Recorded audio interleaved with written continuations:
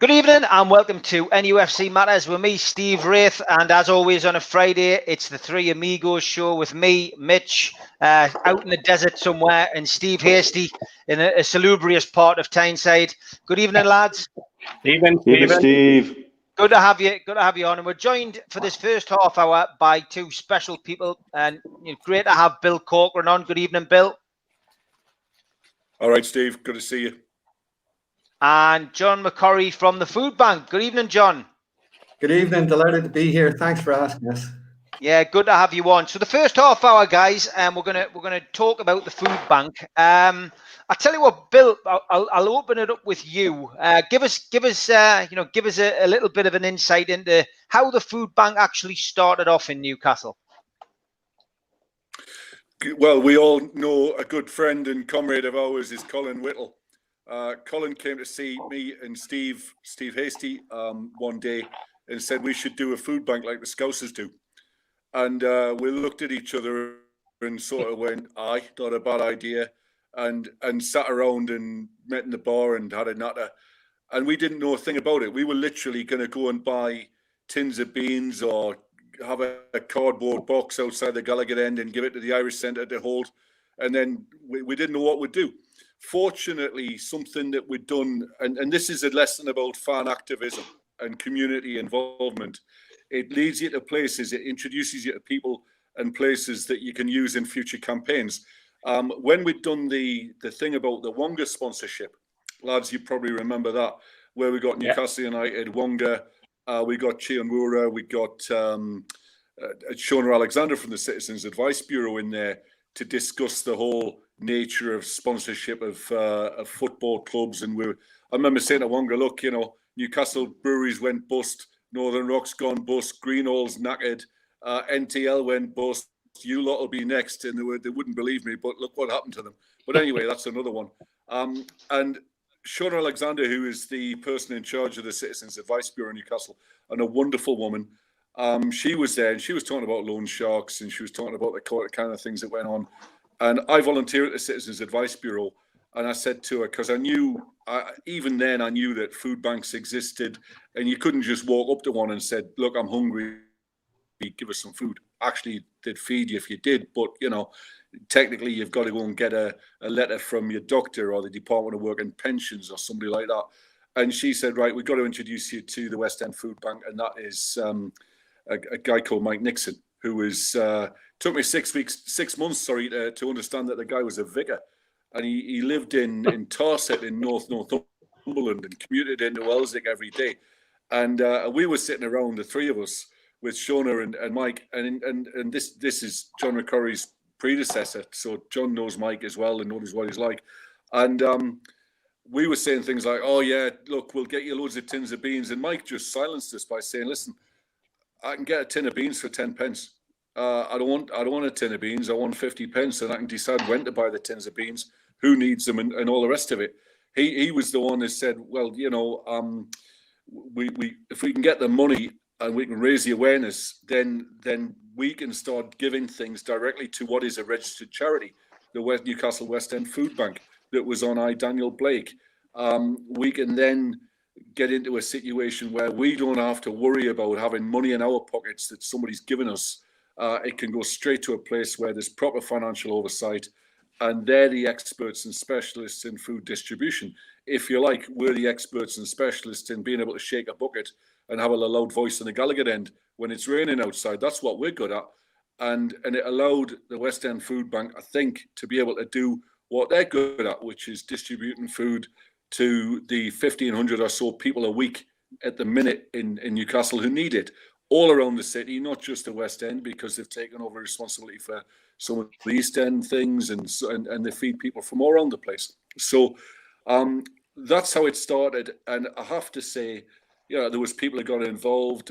Michael Martin was very active from True Faith. We were able to put on the film Daniel Blake at the Irish Centre. We raised 806 quid. I think it was around about November 2016.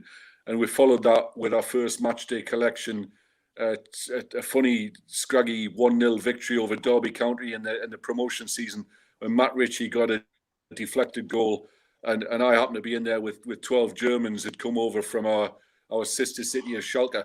And they were saying, hey, Bill, this football is not very good. And we're like, sorry about the Welsh accent there for the Germans, but there we go, you know what I mean?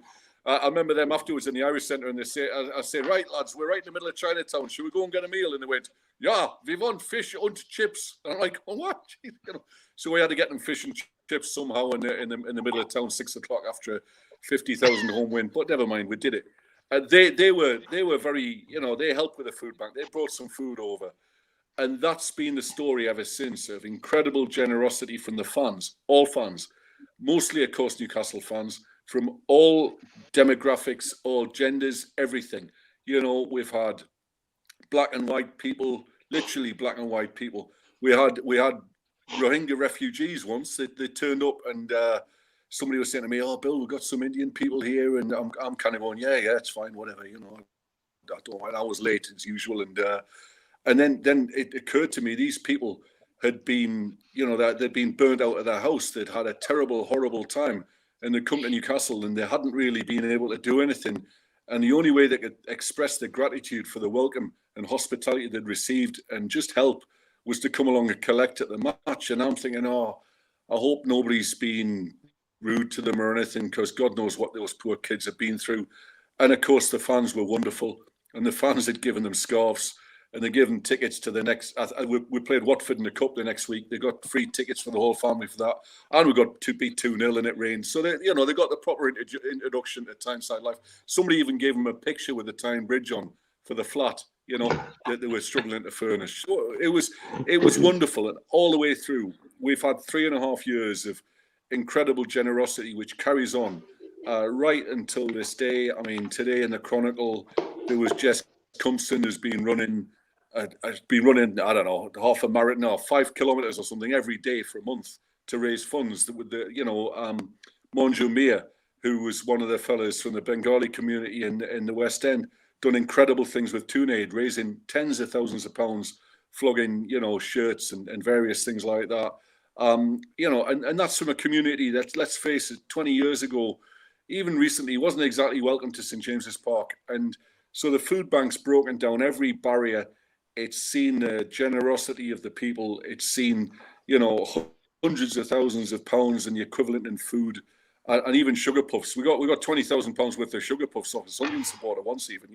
Incredible things, and not one word of dissension outside the ground. We've had nothing but a welcome and generosity from the fans, away fans as well.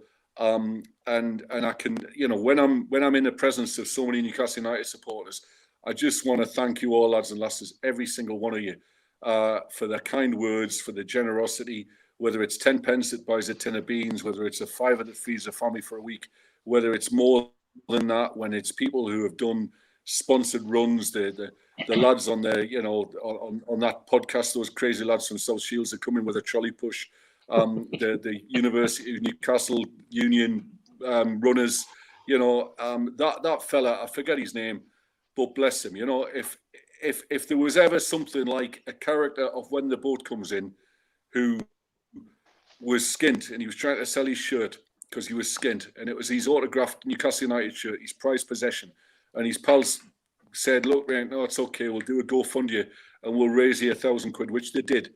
And he said, nah, I'm not having it. That's got to go to the food bank. I mean, that is heroic, because I bet he could have used every single one of those £1,000, but he wouldn't have it. He showed extreme dignity, extreme pride and strength and courage, and he deserves everything, and so we've had that all the way through the last 3.5 years, and we're in the fortunate position, the likes of me, Steve, Colin when he's around, he's not too well at the minute, all the collectors, some of whom that don't even go to the match, some of them just turn up, shake a bucket, get the 2 hours of love, stand in the rain. We're in the fortunate position of being able to do that, but John and his colleagues like Gemma and Carol and the others, and especially going through the COVID-19 crisis, where they've had to do more with less. They've had to give more food out to more people with fewer volunteers than ever before, and they're managing to keep it going in the midst of having to social distance and protect themselves. At the start, when we didn't have enough PPE equipment or sanitizer. I mean, we got sanitizer from Kath McKinnell, the MP for Newcastle North. She turned up literally in a car with a boot full of the stuff and handed it over. Bless her, she go and got it herself. We've had PPE equipment from the Scousers. We had another MP who drove the van up from Liverpool where they've been making these things. I'll actually laugh my head off at them because they said they phoned up on the Wednesday night and said, Bill, we got a load of PPE equipment that we were going to give to Celtic, but Glasgow Celtic don't want it anymore. And apparently they got their own. So we're going to give it to you lot and Leeds and Huddersfield and Man United and Man City. And we're coming up to you first. So can you meet us? And all, of course, you know. So we met them. We got the box out, opened it up, you know, just to see what was in there. And all of the PPE equipment, because it was made by Liverpool and Everton supporters, was kind of red, white, and blue. And I'm just imagining what a bunch of Celtic supporters would, when they're confronted with Rangers colours, would have said with. So I had a good laugh at that, you know. But never mind. But that went straight out. You know, Steve, you organised that the distribution to the care homes. You know, literally that afternoon, that was in care homes on the faces of nurses caring for little old people who were in massive danger of COVID-19 infection at the time. And you know, I don't know, maybe that saved lives. I hope, you know, I don't want to even think about it in that way, but I think it gave a bit of courage and hope to people. And we were very careful as well to ensure that it went round the region. You know, we didn't want to be accused of saying, oh, it's just for Newcastle fans, because the food bank, it's for everybody who's hungry. I don't care what race, what gender, you know, who you support or anything. It's about your need. If you're hungry, we'll feed you. And because it's the kind of thing that, you know, when you go to the match, Neil, you said this loads of times before, talking about the takeover and things. The function of the match is to get us out of ourselves, to go somewhere where we can forget our daily troubles. We can kind of forget about work, forget about the mortgage, forget about home, forget about not walking past Northern Goldsmiths and buying something for our wedding anniversary that we forgot, all of that sort of stuff. But you cannot forget about starving children over the hill in Elswick and Benwell. And you cannot, you know. And when you see the figures that there's 40% of the people involved at the food bank are between the ages of 5 and 11, and you're thinking, I don't care, you know, let's not be romantic or political. There's all kinds of reasons why the people are at the food bank, usually because of universal credit and the nightmares that's brought. And some people may or may not be culpable for whatever's happened to them, but I guarantee you, an 8-year-old girl isn't, and she deserves a chance. And a 9-year-old boy like young Matty I met when Newcastle United phoned up and said they had 1,000 Cadbury's cream eggs. And I went down straight to the food bank because I didn't dare take them to work in case our secretarial colleagues nicked them all. Took them straight to the food bank, and there's young Matty, age 9, with his homemade haircut. You know, he took one for himself and 2 for his 2 sisters. And I'm looking at him and thinking, you know, mate, I want you to go to school. I want you to have your breakfast. I want you to have a decent pair of shoes on. I want you to learn about engineering or law or medicine and never have to think about being hungry. And I want you to, in a few years' time, to go to university and have a good job and earn a load of money and come back and live in Newcastle and do well. But you're thinking, my God, he's 9 years old, he's hungry, and his family have to use a food bank. You know, that isn't right. So the reaction of Newcastle United fans, players, management, director, you know, everybody has been utterly incredible. And if Hollywood were making the film, I wouldn't believe. I'd think it was soft soap in it, but it's been utterly incredible. And I just got to thank everybody who's stopped for a bit of crack, you know, chatted and donated and done all kinds of stuff. It's too many to list. We've had bicycles off people. We've had go-karts. We've done art. We've done gigs. We've done incredible things.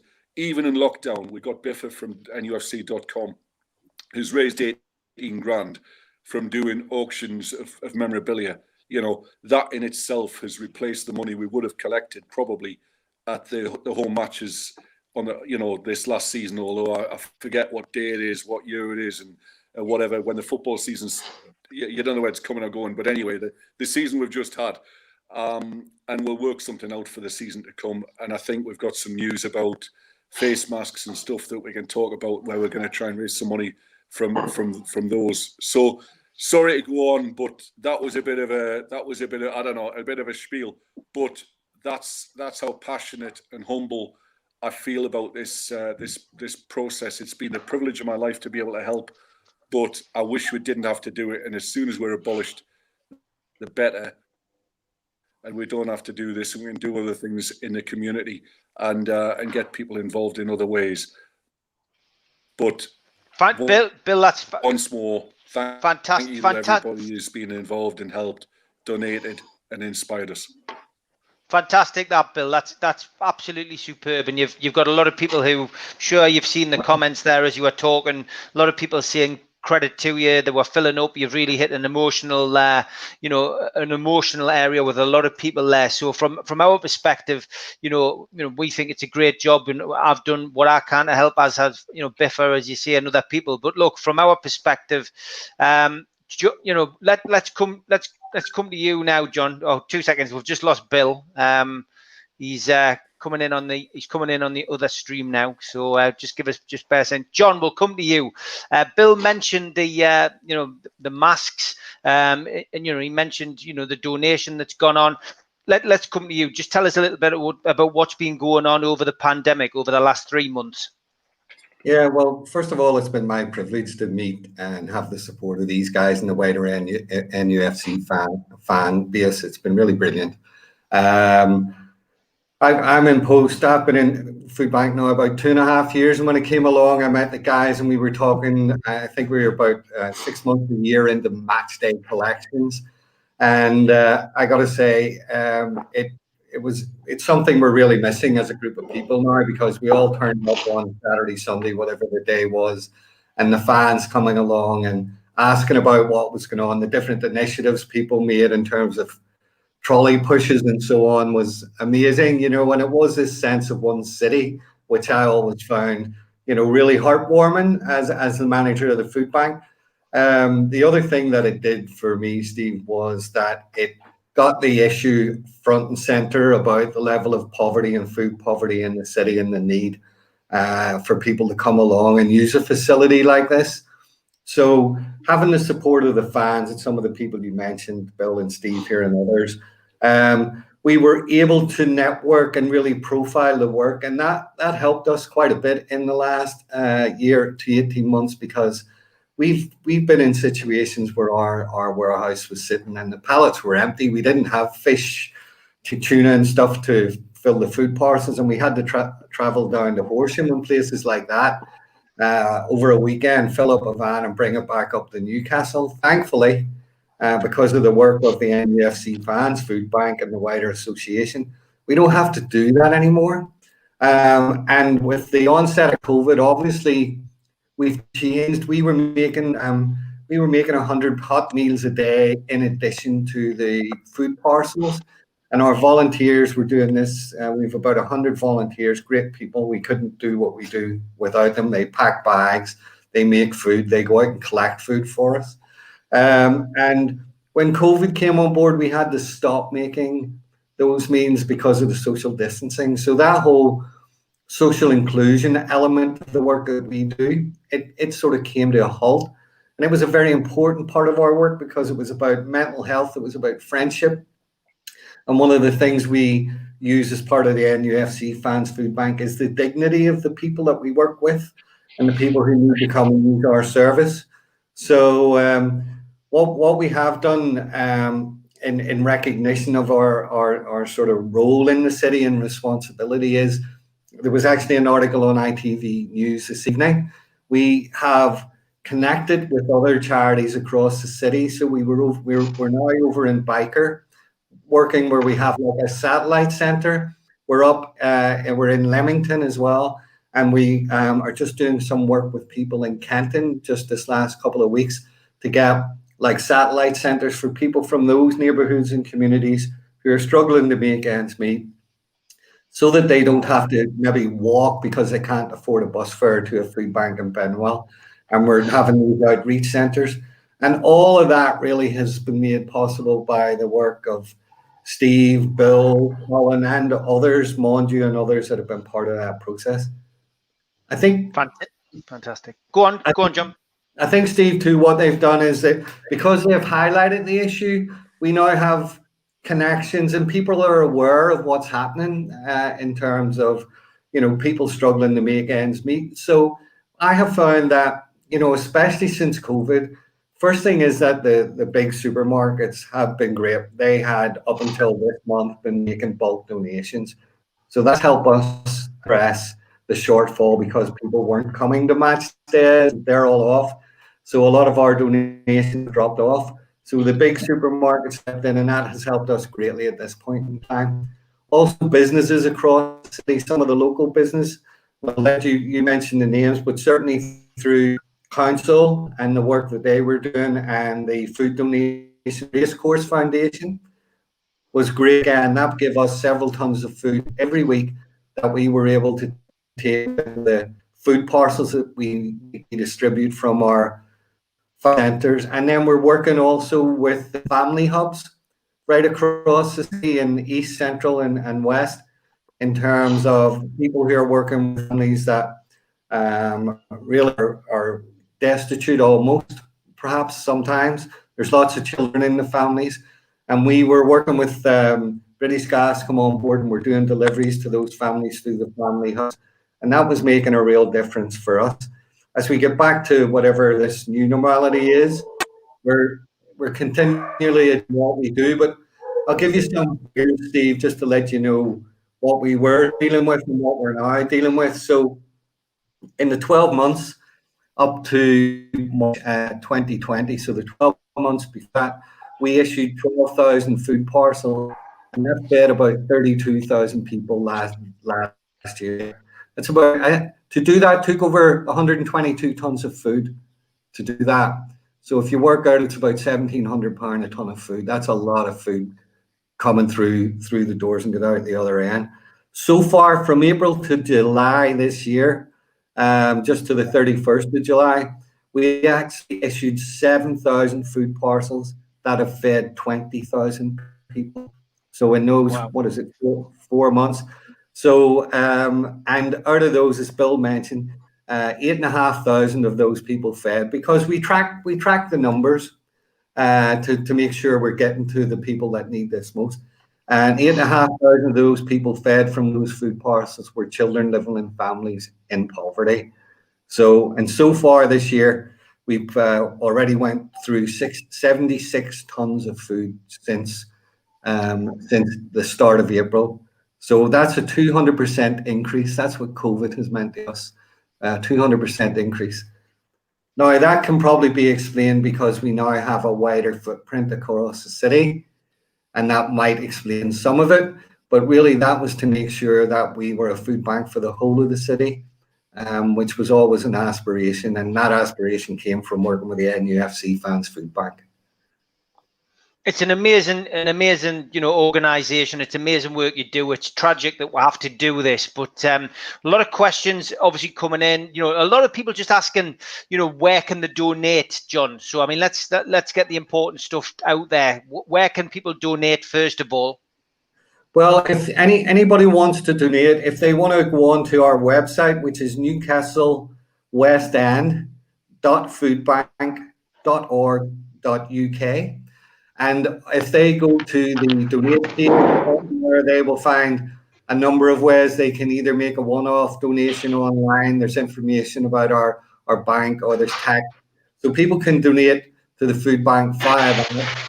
And all of the funds that go in there are specifically used to deliver the food parcels, get the food in through the door, and meet the demand. I suppose the challenge for us, Steve, is a lot of people are in this position. We don't know what's going to happen if people furlough comes to an end, really. I mean, and that's, we're trying to plan for that. So the trustees and the staff team, and with the support of guys, we actually have a plan in that hopefully we can access sufficient food in the coming months up to Christmas through working with the likes of Morris and those in the big stores, so that we can actually meet the level of demand that we think could be coming our way. What about the masks? A lot of people asking about the masks. I know Steve Hastie's been quite prevalent with them. Where can people buy the masks? I'll Go I ahead. can take that one if you want, John. Seeing that I've kept you out of the loop most of this week on that. There's a website being set up, which should go live at the beginning of the week, where you can actually order. We're taking pre-orders now. The masks. What we've done is we've produced something like this.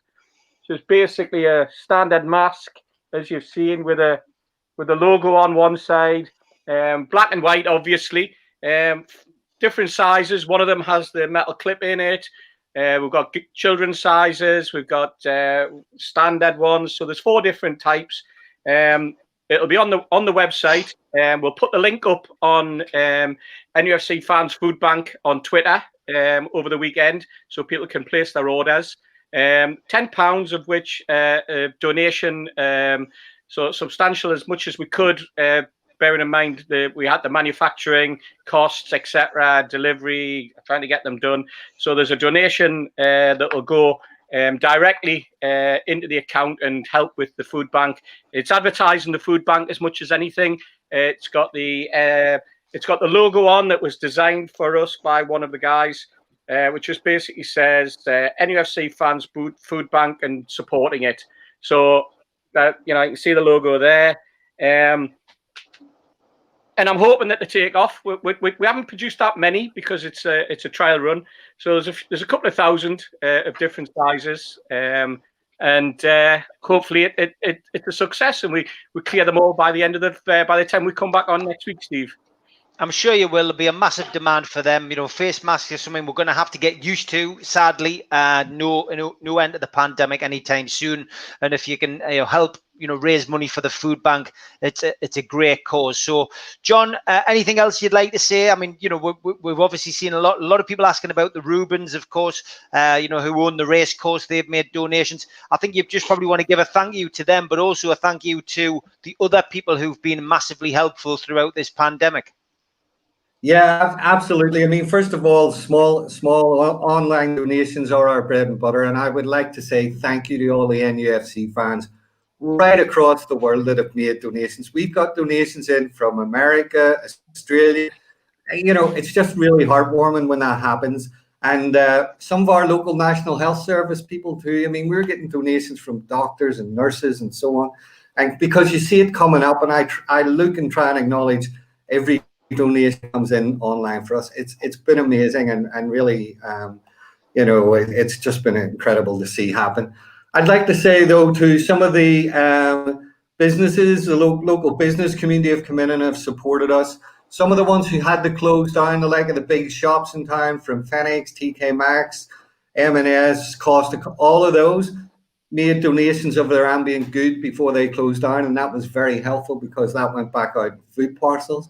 But I'd like to say to the LGA Foundation, which is part of the Reese Group, it's been great. We've had the Gainford Group there in terms of Imran's help, been fantastic. We've had the Watches of Switzerland who've supported us as well. These have been companies that have been watching very closely what we've done, and I think are avid fans of NUFC. We've had the support through the Race Course Foundation, which is the Rubens Foundation, which has again been fantastic.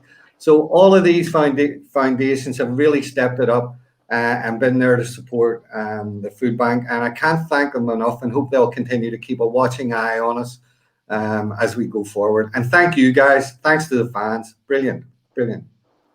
John and Bill, I know Bill's had a few technical issues. Big thanks to both of you. We wanted to give this first half an hour of the show over to the food bank because of the terrific work you do, and just try to give you as much support as we could, John. But best of luck with it. I'm sure we'll continue to mention it on the show. Thanks for everything you're doing, mate, and stay safe, John. Thanks for having us on, and thanks for all your support. See you all again soon, hopefully. Take care. Bye. Take care, John. Bye-bye. Fantastic. Great Bye. to see you. Well done. And I'm sure everybody will agree. The comments that have been coming in have been absolutely fantastic. A lot of support there for John and the guys at the food bank. And it's hard that we're actually in this, state of affairs where we have to rely on it. And of course, this came a long time before COVID. Now, an hour and a half left. Yes, we will talk about football. I know a lot of people, asking, can we talk about football? We've done nothing but talk about football and the takeover for the last 17 weeks. Can I first ask you to like the video, give it, hit the thumb up, share it, please, guys, on all your social media if you can. And, you know, just you know, comment, get your questions in. I've seen a lot of them. A lot of them have been quite the same. We'll always have guests on as well. We've got a few guests lined up for tonight. Some will get on straight away. Others will be waiting. One person who supported us from the very start is Spenny Mag. So we're going to bring him into the equation. Good evening, Spenny Mag. How are you?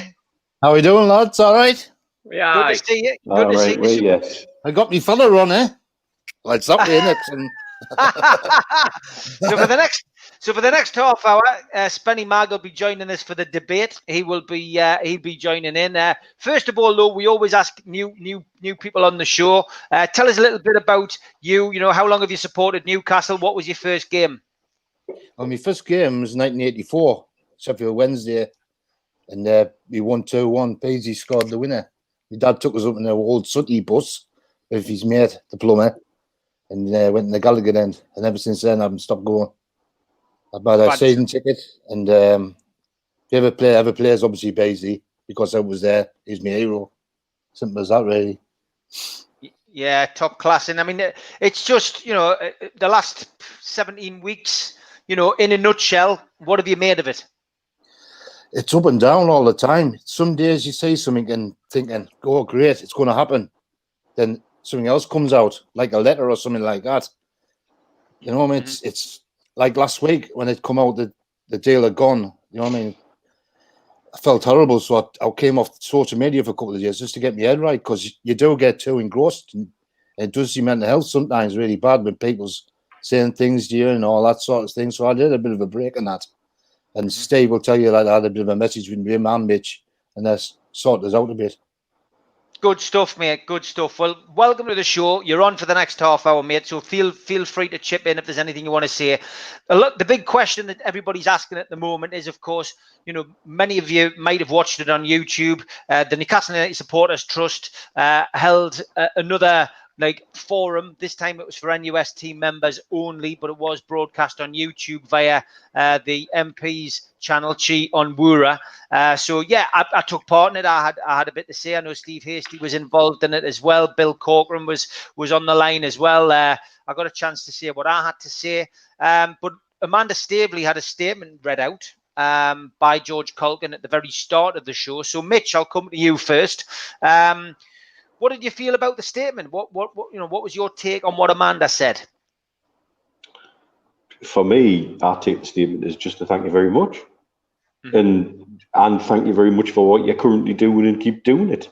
That's what I take out of that, and I don't think you can read too much into it, because we've spent 17 weeks analysing every last dot and comma of everything that everybody said. And it's natural that we're all going to do that.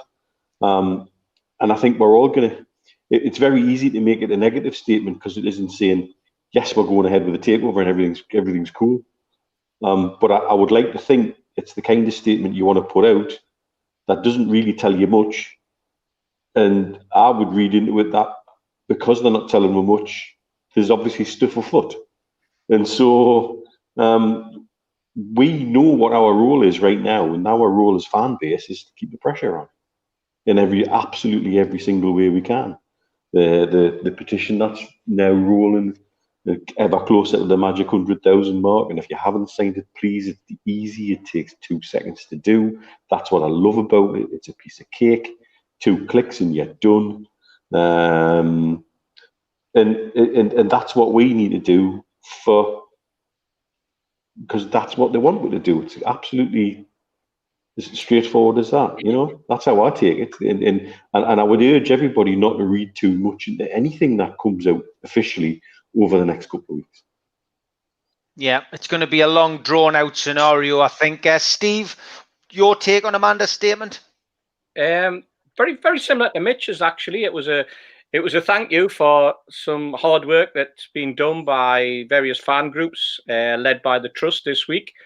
It was her way of saying, you know, we acknowledge all the effort, the heartache, everything that you have gone through over the last 17 weeks, and what you've done this week since the announcement came out last Thursday. So I think, if nothing, it's a shot in the arm for fans who have really, really sort of come up to the plate, to coin a phrase, and shown that with a united front, we can get angry, equally as angry together, because that's the way we've been. I mean, we're all angry, and now we're collectively all angry, and we're doing it, and we're channeling it in the right way.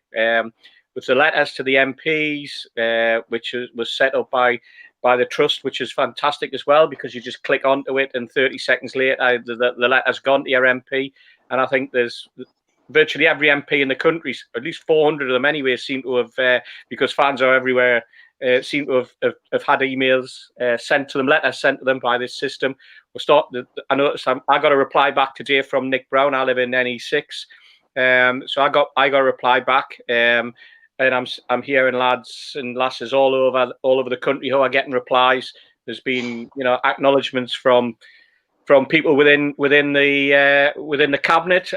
Rishi Sunak replied and said that he wanted to do something, or he advised, he gave encouragement to fans living in Yorkshire in his constituency. So I think it's all positive, Steve. I think it's all positive.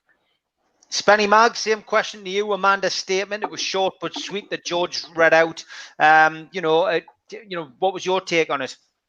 I thought it was like a legal statement sort of thing, as though she's going to go to a court case. That's what I come across.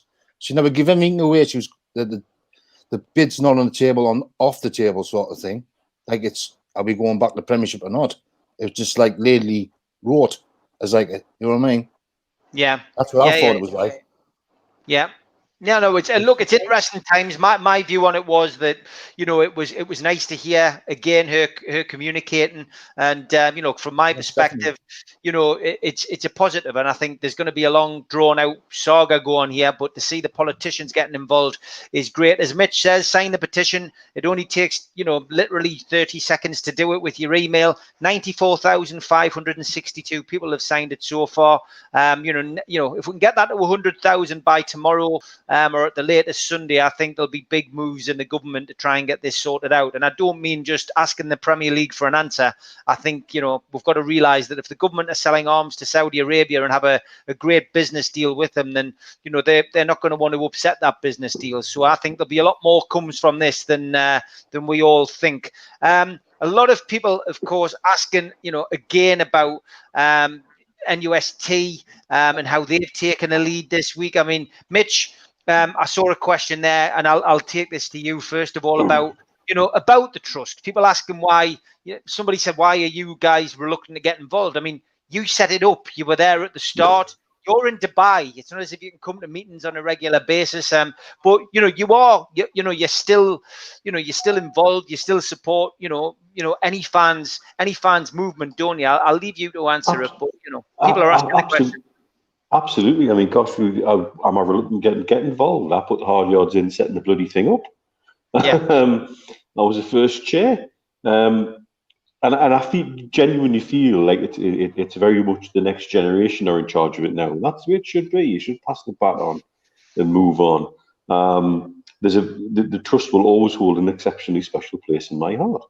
But like you say as well, Steve, I'm in Dubai. It's not like I can attend board meetings. So even if I was on the board, I wouldn't last very long on it, because it's not like I can just, especially now, I can't just hop on a plane back to Newcastle because there's no bloody flights to Newcastle from here at the minute. But that's not to say we don't connect with the trust. I mean, it was very good to have a chat with Alex through the week. Yeah. And because what I'm fearful of is, because I'm a gobshite, because I've pretty much like you guys been there, done it, and got the T-shirt, is once I start talking in an environment like that, what I don't want to sound like is the daft old bugger who's giving all the advice and telling people what to do. I'm pretty firm on my opinions about how it should function and what role it should play. Do I agree with everything? Absolutely not. But there's room to still be involved with something and yet disagree. That's life. As long as it's healthy honest and open and frank debate. There's never a problem with that from me. But what I certainly don't want to be doing is saying, oh, well, they should be doing this, and sitting being critical for, because you know what it is? And we've all had a little bit of this. It's really easy for people to sit back and criticise and snipe. It's the easiest thing in the world to do. Because what they're doing is they're just sniping without a solution. Don't bring me problems, bring me solutions to the problems.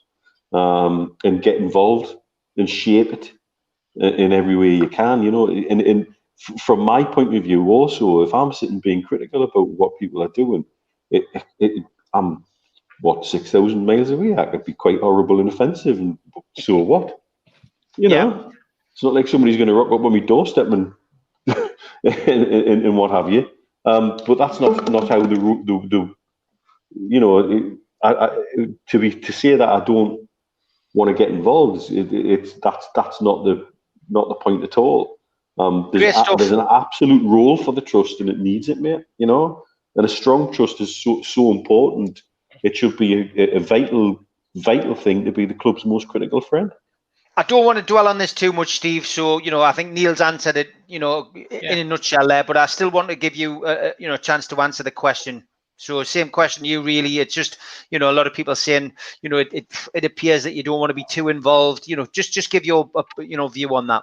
I think you know, you can be involved in a number of different ways. You can be supportive. You can be involved from the outside. You don't have to be part of a specific group of people. And as Neil said, we did our yards back in 2008. You know, and carried on. You know, we set the thing up. We're part of NUFC.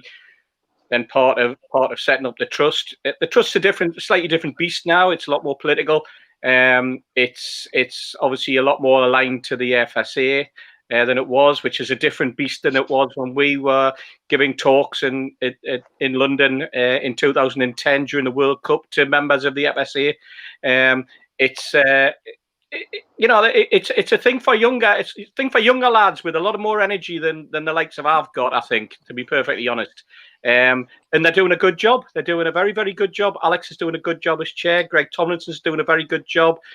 So the rest of the team, there's only 6 or 7 of them on the board, and you know they know what they're about. They've got the connections that they're trying to put forward, and you know, good luck to them. They're doing it the way that they want to do it, which they feels the right way, and that's good. Yeah, I hope we haven't, we don't want to drag it on too much. You've answered the question. I hope we've answered your question. I can't remember who asked it now. Spenny Mag, we'll come to you. A lot of questions about Richard Keys tonight. Richard Keys has apparently been deleting. Exactly, yeah. Apparently he's been deleting tweets. Is it, and some people have took the screenshots and screensavers of them. What do you think? Well, it's my mate's favourite person, Stuart's favourite person, Griller Gloves, isn't he? But like I said, he's just shooting himself. Something's going on there, because he's either being told to stop doing what he's doing, or there's some court case going on, like I've already mentioned. And he's unfollowing people he's saying he's got friends with and all. Yeah. Believe it or not.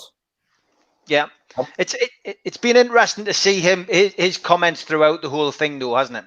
Yes, it is.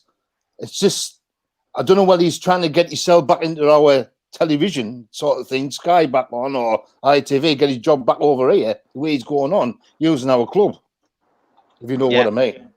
Yeah. But it's interesting to see him actually deleting tweets. I think that's quite interesting. We'll watch that with interest.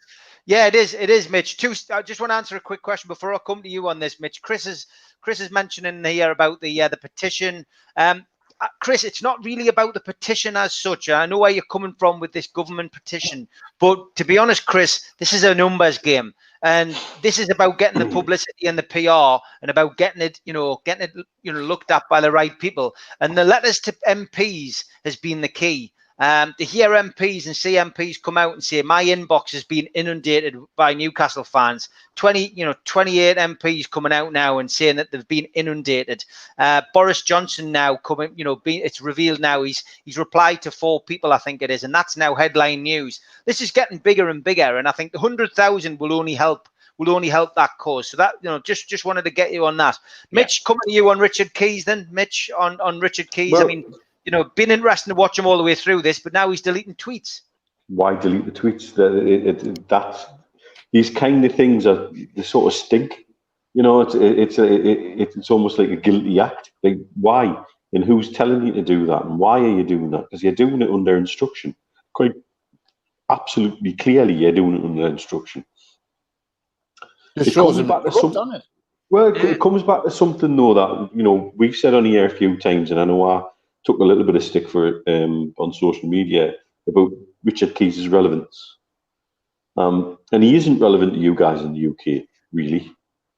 He just isn't. He's long gone from Sky, long gone from TalkSport. He's not relevant to you. He is relevant, very, very relevant in this region, because he's the English lead voice in the region on the television company that has the rights for this region and beyond.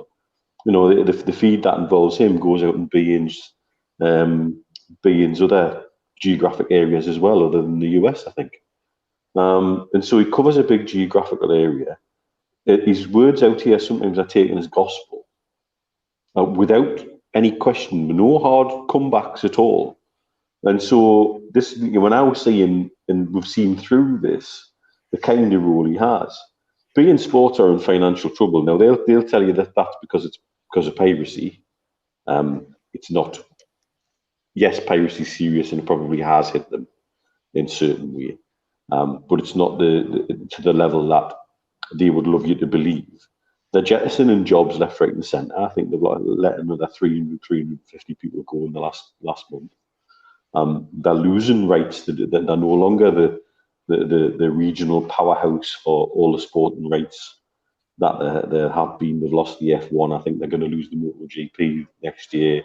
So things are suddenly starting to disappear from them. So yeah, maybe Keys is setting himself up to try and come back, because maybe he knows he's on borrowed time. Because he'd be one of the biggest wage earners there, and so their football rights end in another 18 months or so.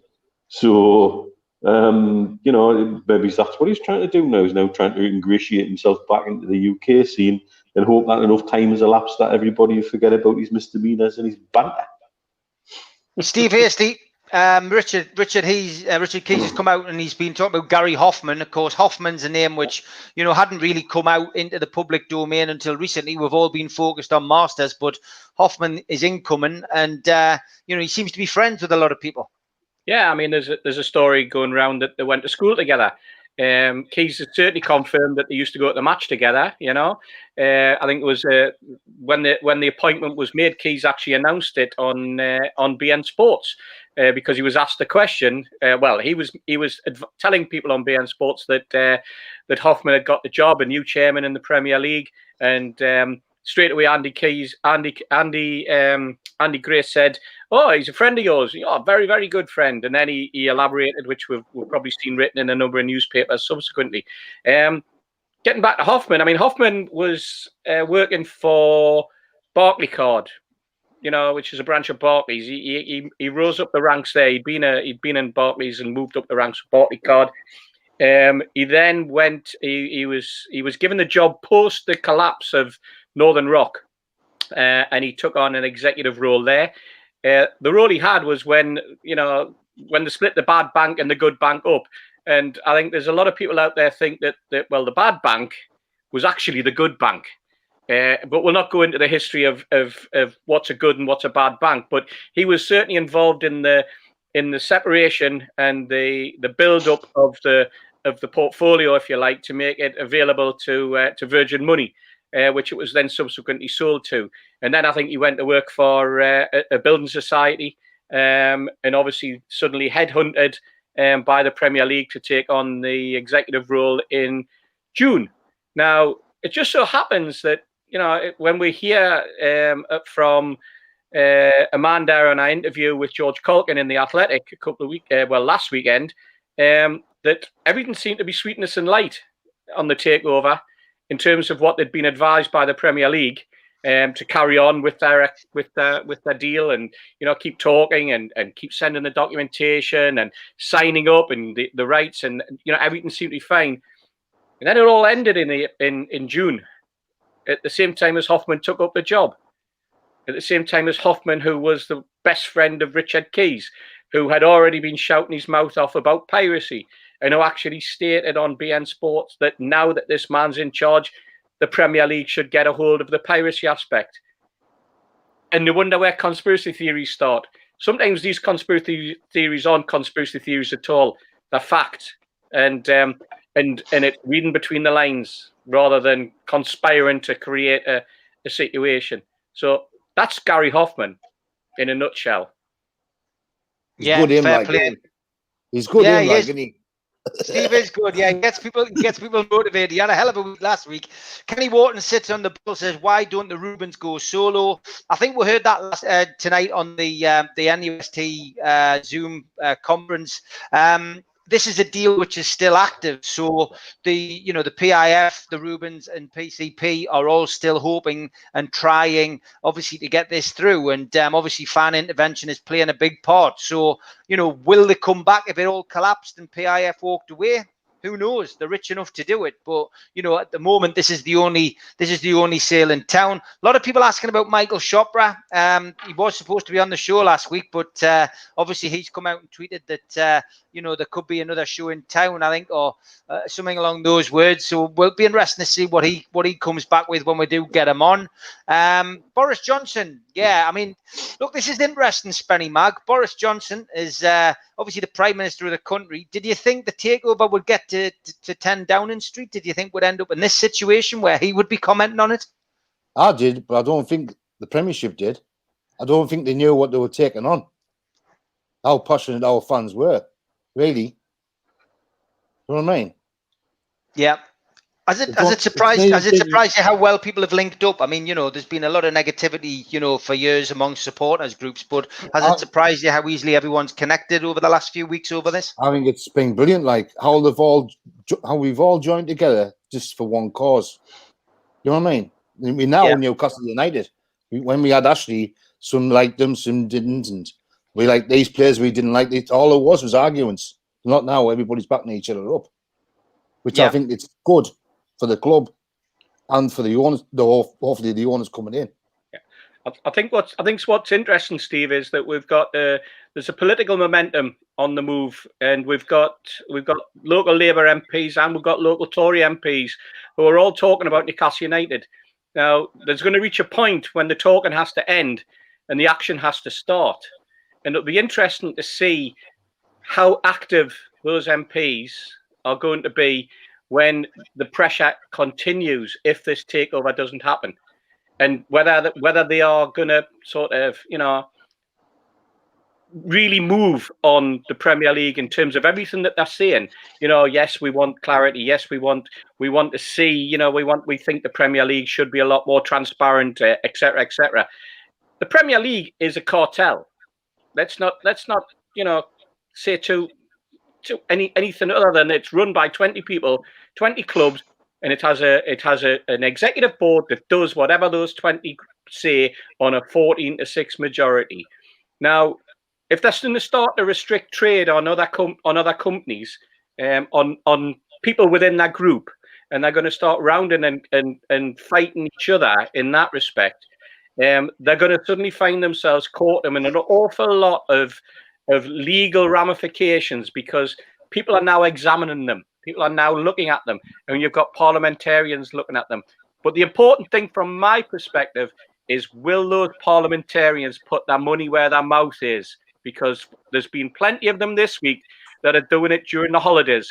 When it gets to September and they're back in Parliament, then let's see how many are going to support the particular parliamentary group who's responsible for it, or how many are suddenly going to slip back into the corridors of Parliament and forget about Newcastle United and forget about the Premier League.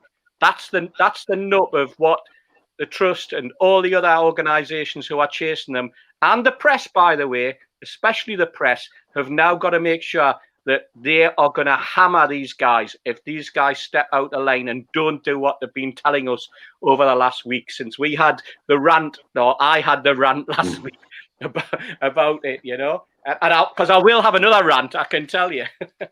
Well, some journalists will. Some of them will be continuing to report that Henry Morris is a genuine bid. Go on, Spenny Mag, yeah.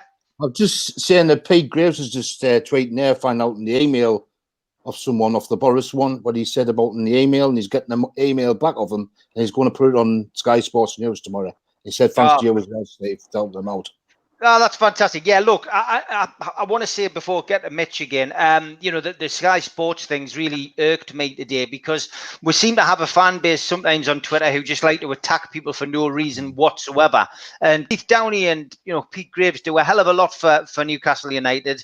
You know, Pete's been a Newcastle fan, you know, all his life. And, you know, they are tied by contract, but they do their best. And for people to slag them off and say that it's you know, biased and, you know, that it's a London agenda and this, that, and the other, you couldn't get further from the truth. And that, you know, I tell you now, it does actually hurt Pete Graves when people go on like that. You know what I mean? I've had a few wind-ups with Pete on Twitter, but, you know, they do their best. And I picked the phone up to Keith Downey when he, you know, at the start of the week and said, you know, there's going to be this, there's going to be that, there's going to be a petition, there's going to be letters to MPs. Are you interested in helping get it out there? And he said, yes, I'll sort it out. And he did it straight away. So look, you know, people saying that my stuff's been edited.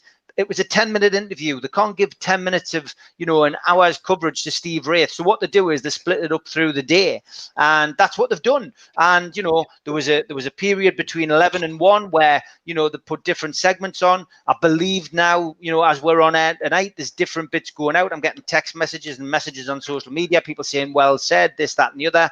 Some people who are sitting watching Sky News all day, some people working from home are saying it's different stuff that was on earlier. So, you know, give the lads a break. They've backed the cause as best they can, and they've given us a right to reply.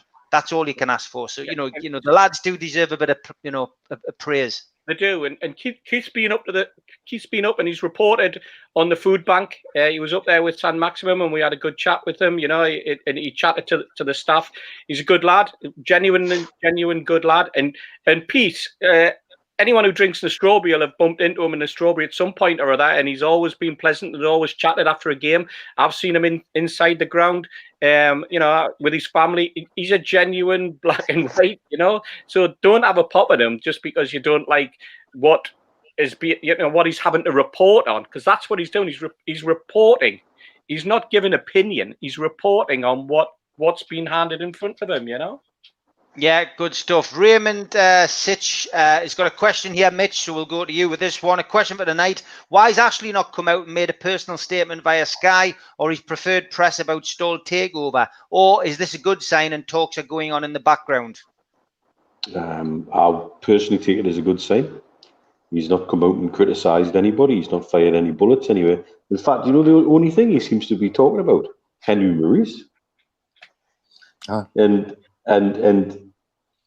that's because I believe he either that the Henry Maurice bid has been a stalking horse that he's been aware of all along and is using to pressurise the Premier League, to pressurise the whole situation, or is he just calling him out because he knows some of the people who are working with Maurice?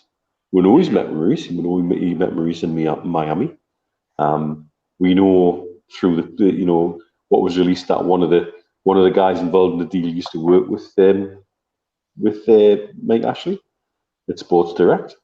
We also know that the other middleman involved is somebody that me and Steve know and have come across before in other takeover bids over the last few years, particularly Women's Eye Group.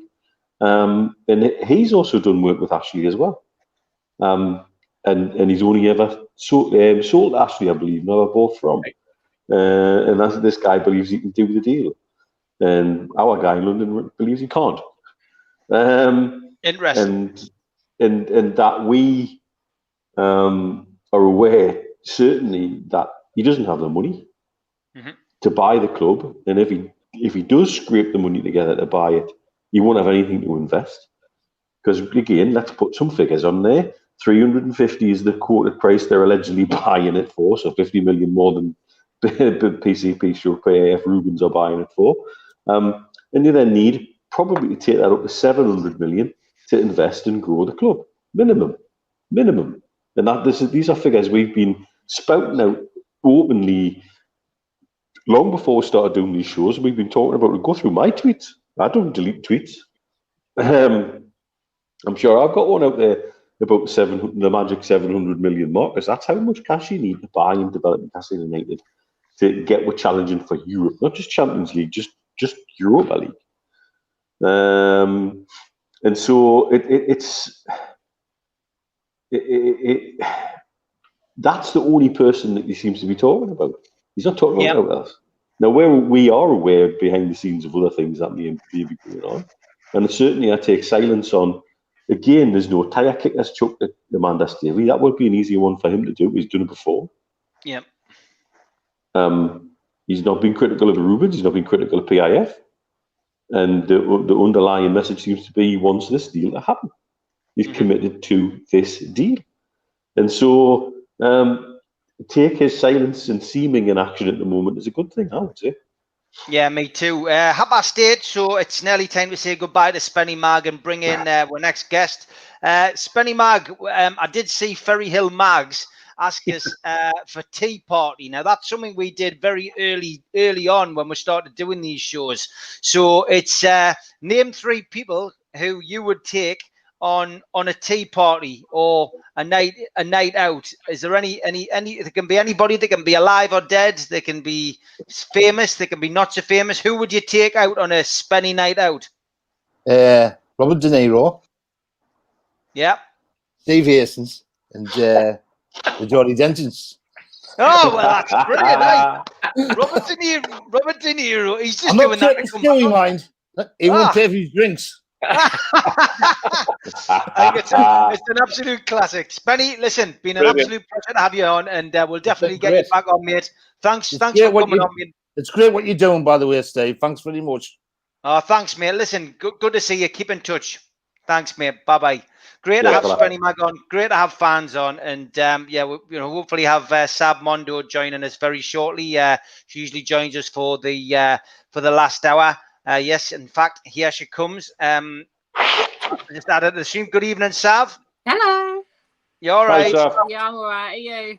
Yes, very good. And we're also going to be joined by Nathan for the next half hour. Nathan was on the fans forum a little bit earlier on. Good evening, Nathan. Hi, guys. Hi, Sav. You all right? Yeah, all right. Yeah. Hi, Nathan. Yep, good to have you on. So, as always, plenty to talk about. Let's go with this one. How come we never have a transfer budget season after season, constantly outspent by rivals and even smaller clubs? Sav, I'm going to come to you about transfers and that, because we're getting waylaid in takeover business again. But obviously the dates are out now for essentially the players to come back into training. It's going to be on the 15th of August. We've not really seen a great deal about players coming in. Is that concerning for you? It is a little bit, because you're seeing like the other clubs, there's news coming up with them, and there's literally nothing with us. Like I said earlier, I noticed Matty Longstaff and Lazaro, they've removed the NUFC off their bios everywhere, so they're not coming back, obviously. So where does that sort of leave us? There's just no news anywhere. Yeah, it is a bit disappointing. I mean, I was speaking to a couple of the press lads today, and no news at all. But it looks like loan incomings only, which would be a bit of a disappointment. Nathan, good evening, mate. You were obviously on the fans forum tonight as part of the NUST fans forum. I know you wanted to come on specifically and make a couple of points, but first of all, how did you think that went before you come on to what you want to bring up tonight? Yeah, I think it was really interesting to hear like what everyone's thoughts are on it. It just shows like the power of our fan base really coming together like that on especially like 5:30 on a Friday evening. It's not what a lot of people want to be doing, is it? But it just shows how passionate everyone is, about this takeover and about our club. Thought there's some really good points raised. I think the issue with it really is a lot of us are just sort of it's all guesswork. A lot of it, isn't it? A lot of us are kind of, it's all shots in the dark really, because a lot of us, none of us really know what is going on, and that's what I tried to sort of raise at the fans forum to try and get some sort of answers and some action on that. But I think it's a lot of people don't really know what's going on, and we don't have those answers. But I think as a as a union coming together like that, it's the best way for us to go about getting them.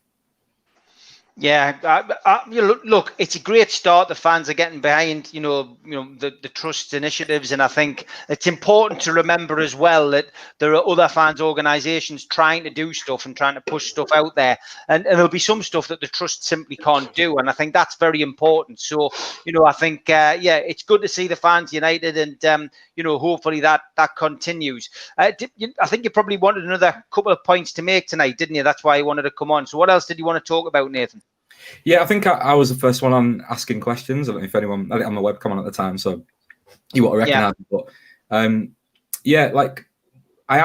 what I asked was, because obviously we've heard about the consortium being, committed to the deal, and whilst we've had sort of contact from Amanda to the likes of yourselves and the likes of George and the union and the supporters trust, we need to kind of know what the words committed to the deal means, really. Are they committed to the deal in the sense that they're actively working on it still, as in like perhaps restructuring the deal or to make it more favourable to pass the test, or are they committed to the deal in the sense that like in an ideal world they'd like to take over the club, but unless sort of our action as fans leads to some kind of radical change, and that's as far as they're going to go with it.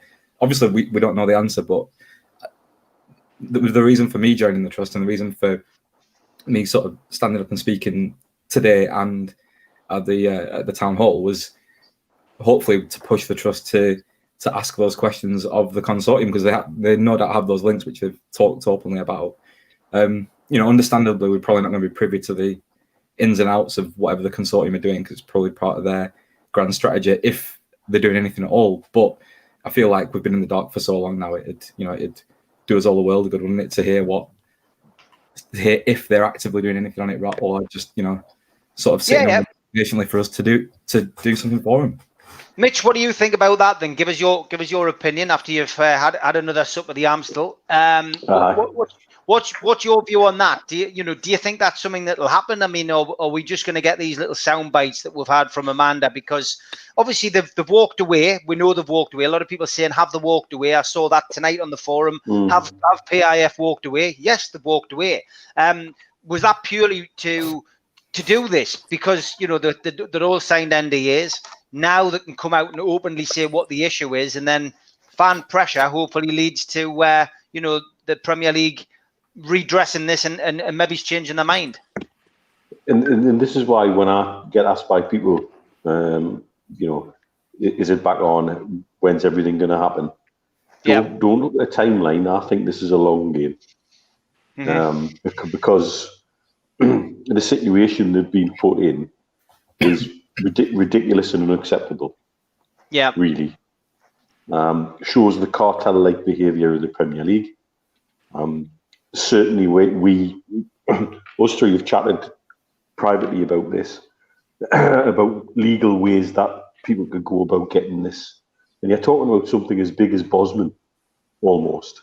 Yeah. Something that could impact the game in a way that could change the face of the game again during the time where there's immense financial pressure on the game. League One and League Two have voted for wage caps next season. And we're talking about transfers and transfer windows at a time when clubs are voting in favour of wage caps. Do you think there's going to be much transfer activity during this transfer window? Because I think it's going to be a very unusual transfer window, very unusual time for football. And it's not a Grand Seiko, it's an Amiga, by the way.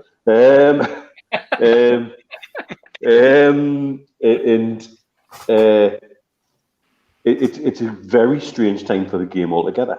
And so we have this other strata of a takeover that was placed into a bizarre Mexican standoff and allowed by the Premier League to do this.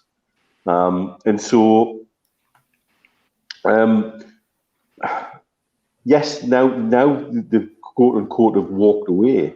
They can actually start to talk, because one of the only places it seemed that no leaks to press or anywhere that was coming from was from the buyer's side.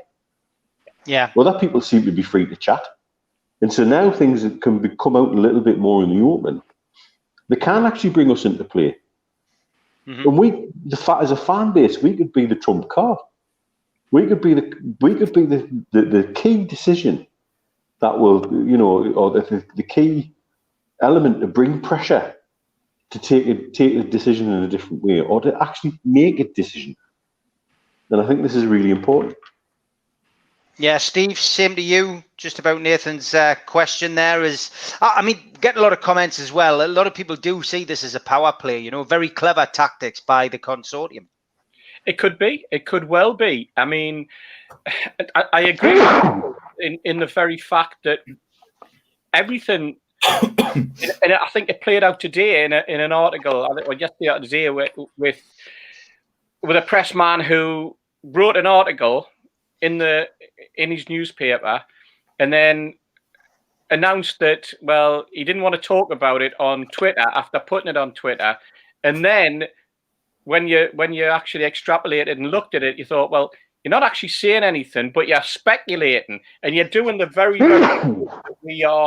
we are accusing people on Twitter of doing.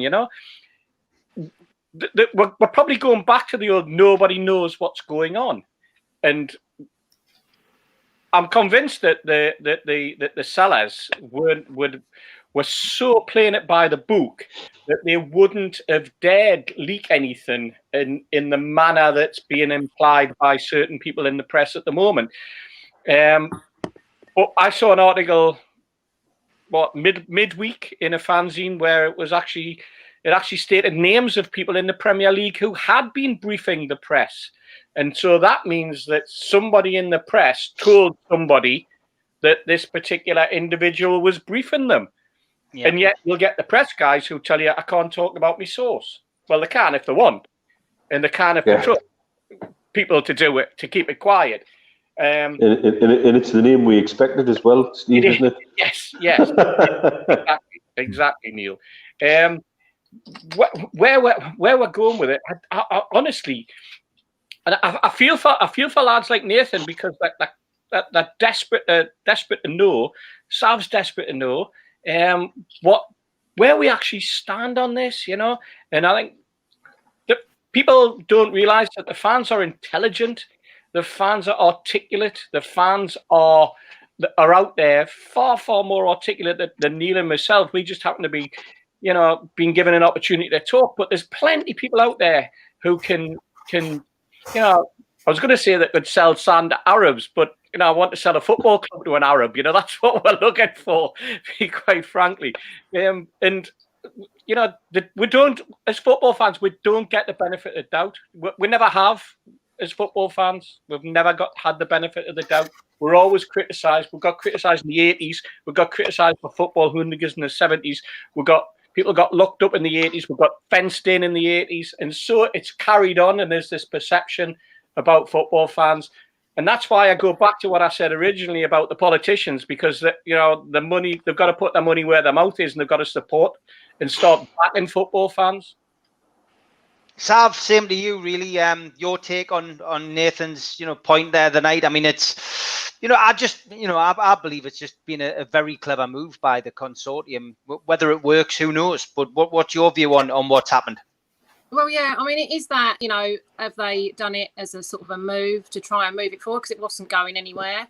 It's a really difficult one to call, because then, like, Amanda Staveley's sort of statement tonight could have been sort of like construed as a, thanks very much sort of line underneath it all. But then you don't know, because, you're seeing little bits coming out here and there.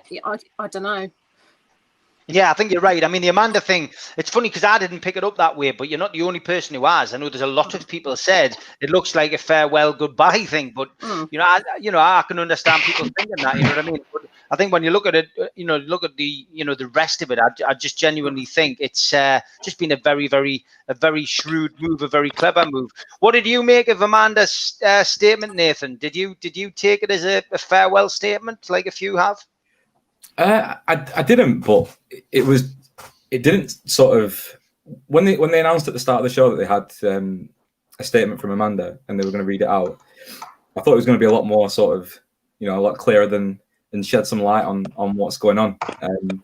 it was just a kind of blanket, thank you and appreciation. But I mean, on one hand, it's nice to hear that she's grateful for what we're up to and what we're doing. But I don't know. I don't know if she does truly understand how we've lived and breathed this for the last, and it goes beyond this takeover and every subsequent one, before that. I didn't feel like it added a lot of clarity to the situation. I think it was perhaps a missed opportunity to do so. But at the same time, I'm not going to complain at having some correspondence from her, because that's in itself as much as we've had from Ashley in 13 years. So I guess beggars can't be choosers, can they? So. No, definitely not. Spenny Mag has sent us the letter from Boris. I had actually seen this, but for those of you watching who possibly haven't seen this on social media, I'll read it. It's quite short, but it was a letter from Boris Johnson to somebody in his constituency. He said, "Thank you for contacting me about Newcastle United and the Public Investment Fund of Saudi Arabia. It is my understanding that a proposed takeover bid for Newcastle United Football Club involving Saudi Arabia's Public Investment Fund has been withdrawn. I appreciate that many Newcastle fans were hoping this takeover bid would go ahead and could understand their sense of disappointment.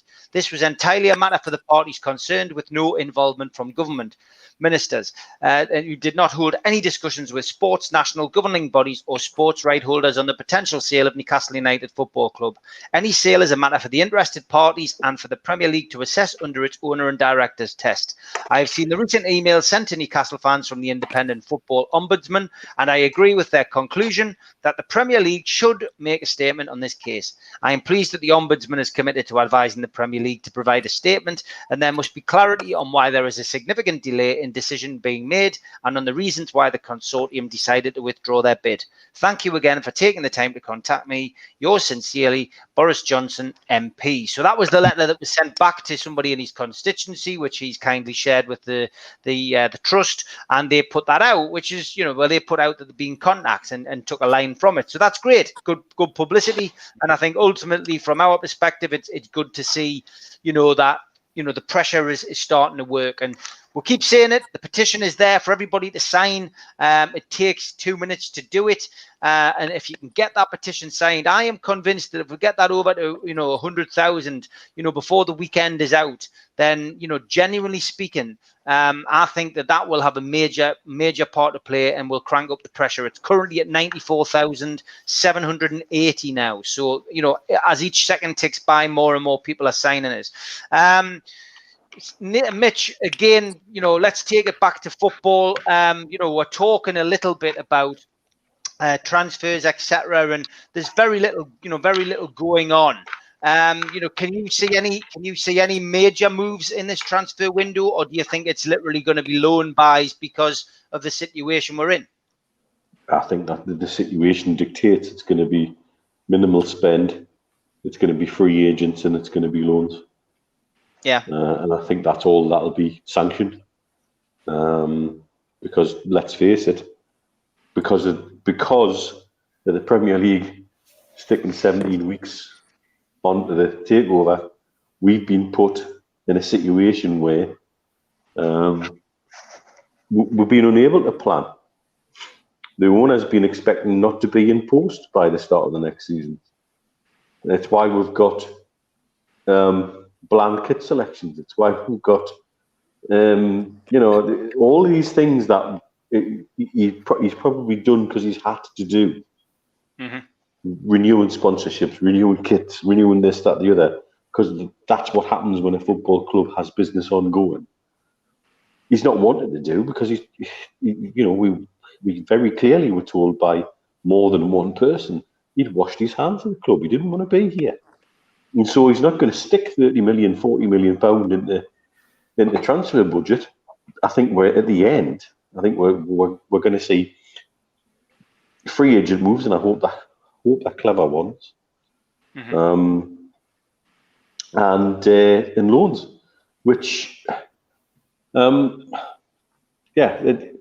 doesn't bode well, really. We're sort of still in limbo as a result of this. The entire amount, we're still in limbo. Yeah, we are, Steve. I mean, a lot of negativity, I think, from a lot of supporters, just about the incomings. I don't think people are very excited about it. I don't think people are expecting a great deal. No, I think you're right. I think, and it's understandable, because I think there's been there's been a silence from the football club since March, and we would have anticipated that we'd have heard an awful lot more. The lockdown, people still can talk during the lockdown, except at Newcastle United, and we decided to shut up shop. What's interesting is Newcastle have always said for the last 8 years or more that they work on a transfer plan that involves them looking 2-3 transfer markets ahead, and that means that the guys that are targeting an earmark, they've had targeted and have been watching for the last 3 or 4 breaks, the last 3 or 4 transfer windows, and that was the strategy. They talked about it at the fans forum. Many times it was discussed. We have a plan. We identify players sometimes 3 windows ahead that we're looking for to develop, which always said to me that the manager had very little to do with what goes on at Newcastle United in terms of who they're going to bring in, who they want to bring in. I think that was probably, it only changed during Rafa's time just because we got relegated and Rafa desperately wanted us to get up. And I just feel as though we are managed by people who don't know football. We are managed, we are run and we're dictated to by people who are more looking. And I understand that you can't, if you haven't got the budget, that you can't go out and spend 40 million on Nathan Ake, for example, or be involved in £100 million bid and beyond for Jadon Sancho. But Newcastle United, over the last, 4 transfer windows, other than the Joe Linton situation, nobody's telling me that Joe Linton was spotted 3 windows ago and identified. For example, I shouldn't have mentioned Joe Linton, Steve, because I'm going to set you off again. The headphones are going to be torn apart. You're going to have to go and buy another headset soon, aren't you? Because you're just going to be doing that, because I've mentioned his name again. I mean, the only person that reacts more differently to you when I mention Joe Linton is probably Supermac, isn't it? Yeah. Frankly, But I've never seen one with anyone. I'm hearing ridiculous names mentioned, but even the press seem to be. The Premier League, there's another example. The Premier League have spouted out for the last fortnight stories about 19 football clubs in the Premier League. There hasn't been anything put out by them about Newcastle United. What the hell? Are we? The press aren't talking about who we're coming in, and if they are, they're talking about ridiculous things, absolutely ridiculous things, Messi and rubbish like that. Ronaldo's grandma. I don't know. God, it's getting beyond a joke. When it got to that, now it's bargain basement and below. Gobsmacked with it, man, Steve. Sav, this one to you, Joe Linton. Now you've done it, Steve. Now we're getting inundated with Joe Linton questions. See what you've done.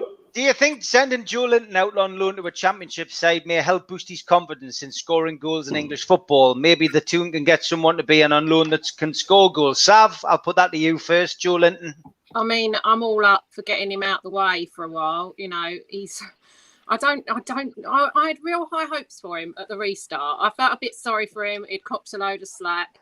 And I thought, you know what? He's had a break. He's got over, all the comments on his photos and his things. And he's going to come back stronger. And I thought for a minute that he was, and he's just not. I don't know what you do with him. How on earth did we spend 40 million on him? That's a joke. Who was looking at him? Yeah, I know, absolutely crazy. Definitely. Well, Joe Linton didn't do very well in the FA Cup against lower league opposition either. That has to be remembered. Nathan, I'm sure you saw that people say Scott Crom thinks you look like Professor Green. You could get compared to worse people. What's your view on Joe Linton? I mean, look, we all know the kid's young. Steve Bruce keeps reminding us he's 23, but I don't think I was called young when I was 23. But he's a young lad, shall we say? He's come into a new country. He's got the weight of a £40 million transfer around his neck. We've given him the number 9 shirt, which of course is the biggest shirt at Newcastle United. It always has been. It always will be. Will he come good next season? Do you think? I think like the whole signing itself didn't really seem to make any sense. We've heard that he was a player that Rafa didn't want, but there were people there at the club that wanted him. Like we've talked about the transfer policy of bringing in players. I think the transfer policy has pretty much been in Ashley's time to bring in players that we'd look to sell on at some point. I mean, at that price as well, like even if he had hit the ground running, he was somewhat decent. You're not going to sell a player for much more than that anyway, unless they're absolute sort of top elite players. I think in terms of his performance on the pitch, what you can forgive is like if chances get missed and he's putting himself in the right place to score. If the goals aren't coming, you can kind of forgive that. But from what I've seen, there's a lot of he just doesn't look interested. Like it was in the against Oxford in the FA Cup. Like crosses coming into the box, and you can sort of see him like pretend like sort of half jumping towards it and not like. Not putting himself out there, not putting himself in the sort of line of fire, and putting himself even in the position to score. And you can see there was another time when I was watching him. I can't remember what game it was, but he was sort of running to get the ball from stopping it from going out of play. And he just looked like he just started to slow down, and he just slowed himself down because he just wasn't like he didn't seem interested. I think that's something that you can't forgive, especially wearing the number 9 shirt. You want someone who's going to be like really in the faces and sort of pressing and stuff, but. Yeah, for me, he just doesn't do enough. But if he was making that effort, then I'm sure the goals would have come for him. To be honest, if he was being like a nasty sort of centre forward, because he's big enough to, and there's no reason why he couldn't add that to his game with some work. Because he's a big lad, and you've seen when the balls get knocked up to him, he can contest it with the ball in the air, and he's not he's a big strong lad, but it's not 100%. He's not giving 100% for me, and that's just unforgivable, isn't it? And I was listening to what Malcolm was saying. Was it yesterday or the day before? It does spread through the team, doesn't it? Like if the lads behind him aren't sure that he's even going to make that run or he's going to get on the end of a cross, and they won't play that cross, and that just stifles the play, doesn't it, from back to front? And I think that's characterised our season. Really, it's been a bit of we've looked paralysed at times, haven't we? We look like we've not had an outlet up top, and it's just put a lot of pressure on. Then put a lot of pressure on the rest of the team for me. Yeah, I mean it's one of those things that'll go on, and I mean if this is the position we're in, looking for loan deals, and Joe Linton is going to be staying at the club, then it is, as Jake Muir says, at Hoffenheim we're laughing all the way to the bank. It's and Peter Baker sums up what I tend to think. He's rubbish. Move on, please. I think Steve Nathan makes. Go on, Mitch. Nathan makes a good point about the striker who. Is getting into the right positions but missing the chances. I've got far less of a problem with a striker like that. If he's in the position and then he's not getting the breaks with the first touch or getting the breaks with a keeper making blind saves or he's hitting the post or the bar. If he's in the right place and he's generating the chances, you've got far less to worry about. The problem, the crux of this is it's not even that he couldn't hit a bloody cow's arse with a banjo. He's not even picking the banjo up. Yeah, exactly. Couple of changes. Obviously with the Premier League having the AGM where they seem to talk about everything apart from Newcastle United. The substitute rule, Steve, has changed. Obviously, they brought in the 5 substitutions for these Project Restart games, but we've gone back to 7 on the bench and 3 substitutes. Is that the right move? Yes. Yeah. Definitely the right move. And hopefully do away with the drinks break as well. Yeah, I think they've done away with that as well. Sav, Nathan, are you both happy with that? Back to 3 substitutions. Sav first. Yeah, I think that's the right decision. I think it's not going to be as packed on the schedule. I think it's a good call to make that. Yes, and same question for you, Nathan. Yeah, I think it benefits teams like us because we can't bring on the bench full of superstars, can we? Whereas Man City can. I mean, we can't even bring on one superstar, can we? So yeah, benefit for us definitely. Yeah, true. We'll put this question out before we bring our next guest in, and we'll say goodbye to Nathan because we're going to be bringing Dan Fox in again. So Nathan, I'll start with you. Next season's predictions as we stand. Where do you see us going next season in this current situation, Nathan? Oh God, I mean, I think it depends on how the next couple of weeks goes in terms of the transfer window. You can just see it, can't you? Typical Newcastle, like a late bid coming in for St. Maximin and he's off. you know. And for me, for last season, he was the difference really in a lot of our, like, we lost so many more games when he wasn't playing. We didn't even compete in a lot of the games that he wasn't playing in. I think for what he did for us, he took a lot of pressure off the team in that he can just literally dribble the ball out of our own half and just take it up the pitch and get the pressure off us at times. I think if we lost him, we'd be in a real mess. And I can see it happening in typical Newcastle fashion. But unless, of course, there's something going on behind the scenes with the takeover, I know we've moved past that. But unless there's something going on behind the scenes whereby those players can't be sold, or then I think it'd be a real long slog again. It'd be a long slog of an attractive football again. We'd be lucky to scrape out of the bottom three, because you're going to look at teams like Leeds are going to be coming up and they're going to be full of it. They're going to be up for the fight. They're going to be chomping at the bit to show everyone why they should be back in the league. And likewise Fulham, and I think they're going to be coming up with a bit of money to spend, and they'll be able to be active in the transfer window, whereas we're wholly inactive. So I think unless we get some things straight in the next couple of weeks, it's going to be a difficult season, unfortunately. But that's the way it is.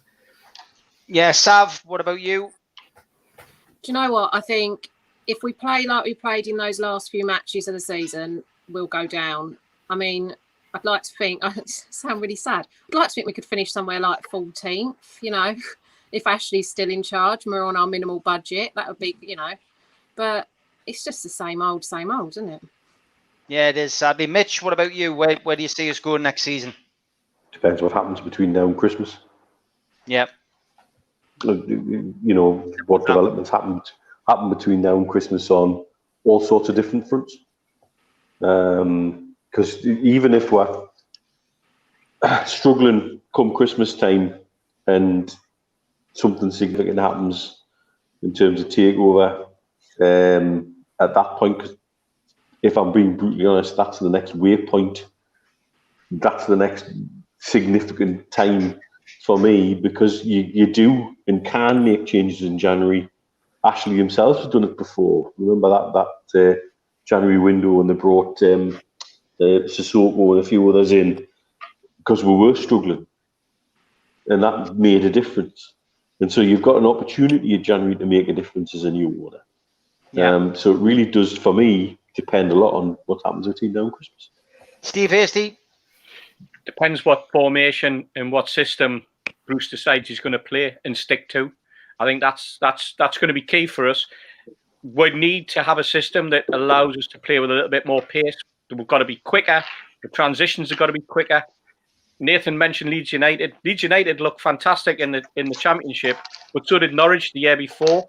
And for all the enthusiasm, sometimes it can get the better of you. I can only hope that the three clubs that are coming up, their enthusiasm gets the better of them, and we end up 17th. That's the way I'm looking at it. But Bruce has got to get a system, and he's got to sort out his transitional play. He's got to sort out his ability to score goals. Otherwise, we will be in the bottom three. Yeah, great stuff. Nathan, it's been an absolute pleasure having you on. We've got a couple of other guests to get on before the end of the show tonight. So, Nathan, I'm sure we'll get you back on again. Thanks, and well done tonight, mate. Thank you very much. No problem. Thanks. Have a good show. Cheers.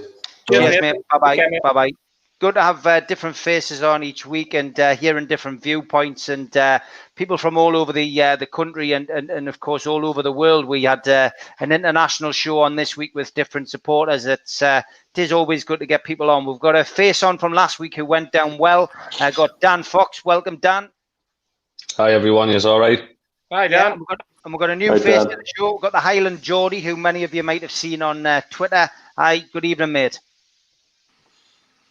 Welcome to the show. Welcome to the show. So, yeah, I mean, Dan, I'll come to you first. Obviously, a lot of reaction to your quite emotive stuff last week.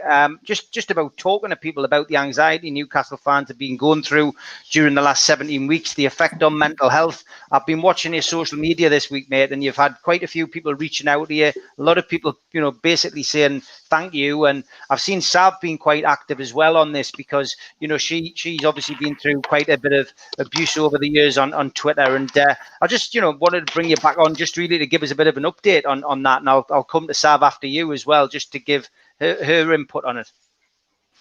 It's to be honest with you, Steve, it's been vastly brilliant the majority of stuff that I've had has been extremely positive. Just talking obviously about certain aspects of the way things have made me feel. I mean, Steve Hastie, I seen he had a proper a good rant last week, and it was brilliant to hear. Sav, obviously, I reached out to you. We've had a few communications, and there's been a few letters I've put on lately, and I don't know if any of you have seen them. I've been in touch with a few high-profile people, and we think we'll have something here. So, Steve, if you give us some time, a couple of minutes of your time at some point, just to read out a statement that this high-profile figure wants us to read out. Yes, that would be great, mate. Okay. Yeah. No problem. Do you want us to read that out now? Yeah. Yeah. Go for it, mate. Go for it. Right. No, go for it. Yeah. Go for it. So, in regards to the letter that's been interacted with over 80,000 times on Twitter since Wednesday, it's absolutely astronomical. The letter everyone seems to be talking about came across as a result of Amanda Staveley reaching out to Newcastle fans and asking us to play our part if we want a deal to succeed. I met up with the author today, and he's a mad, passionate Newcastle fan. He's not a lawyer. Why? I can't even say this word. Anonymity. That's the one. Because he feels he doesn't want recognition, just wants a positive outcome, and it's about us fans coming together rather than one name. He'd rather be a catalyst to make this happen. He loves the club and everything black and white, but was frustrated with never properly competing. He's worked in fan groups in the past to make a stand against poor treatment and help generate monies to allow our fans to have their voice. He said the day when the takeover first came about, it saw him thinking of the unthinkable, only for it to drag on and then disappear. Then those words that led him to believe the fans had to put up or shut up or be contented with what we have had for years propelled him to do something. In his business life, he has case managed a competition legal case costing tens of millions against alleged cartel activity, and he felt he should draft a letter based on his experience and try and mobilise the fan base into reading a letter to Richard Masters that draws his and our attention as to how wrongly and how badly Newcastle owners, bidders and fans have been treated. He's confident that he can't arrive at the position we are at without any deliberate intent. The letter was written by him alone and no other person's input to paint a picture to Richard Masters that we won't drop this, and to the fans to show us all in one how bloody bad it really is. The final encouragement came from the consortium's press statements, convincing him they may have lost the first battle, but they hadn't given up in any way of winning the war. Today, he said, it's now our turn to stand up. We need to show the consortium and the world that this is who we want to own us. We don't want to be told what or who will be good for Newcastle. We are big enough to choose ourselves. So what's next? If the takeover was resurrected and the consortium takes over, money's raised go to charity. But we have to prepare for that not happening. But we must be strong and show the bidders we are worth waiting for. So with celebrity support, ex-players, MPs and national football supporters from many other clubs, we need to build an opposition in the name of Newcastle fans to fight in our corner and win. Today, 3 of us in the group, including myself, the author and Peter, who has helped spread the word. Our next plan is as follows. We grow the group to a committee-like operation. We open up a donations fund to finance the plan we build. We choose a charity to donate any unused money towards. We establish a strategy and a plan, issue a statement of intent, deliver that plan when the fund achieves its targets needed. We are aware of the support from the petition of many high-profile people and are confident that we will gain additional funding and support along the way. This will be a Newcastle fan group action and identified as such. Finally, today we agree that one of the moves we intend in making from the outset will be to write to the highest officers in government, stating the aims after being unfairly wronged. Equally, we intend to write to Masters to make it clear that a message to the consortium indicating should the takeover be passed, then we would bring an end to our challenge. Thank you. Okay, so that's an anonymous letter. I'm sure you can stick that up on Twitter, or whether you've already done it. I will be doing after the podcast, mate. Brilliant, Dan. So that's great. Thanks very much for that. Highland Geordie, I'm going to come to you, mate. Welcome to the show. As always, as a first-time guest, just want to know a little bit about your Newcastle support and history. So where you're from and when did you start supporting Newcastle? Well, obviously, I live up in the Highlands of Scotland just now, so that's where the accents come from. I lived in and around Newcastle when I was younger, so I was obsessed from the minute I got. I think it was a Paul Gascoigne top. A family member gave me a Gascoigne top, and that was it. Just my love affair with this mad club just began there, and it's bonkers. It's totally bonkers, but we're all, we're all in it together. We at the end of the day, you just don't know where it's going, do you? It's up and down. It's up and down. But would you change it? I just wouldn't change it for the world. I can't remember how long it's been since I sported them, but it's been a big part of my life, the whole life up here. I'm far away from all you guys, but I tell you, I feel like I'm right here. I feel like I'm in the city with you. I feel like I can feel everything coming from Twitter, coming from just even the news reports. I feel like I'm there. You know what I mean? It's one of them things. It's a big part of my life. So yeah, that's where it all came from. Good stuff. What have you made of the?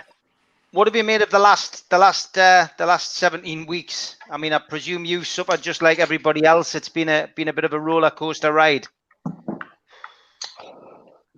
Oh. You know what? It's been. It almost changes by the minute. You 1 minute, this letter comes out, and the next minute you're crushed, and the next minute something else comes out, and sources say it's back on and it's back off. It's just madness.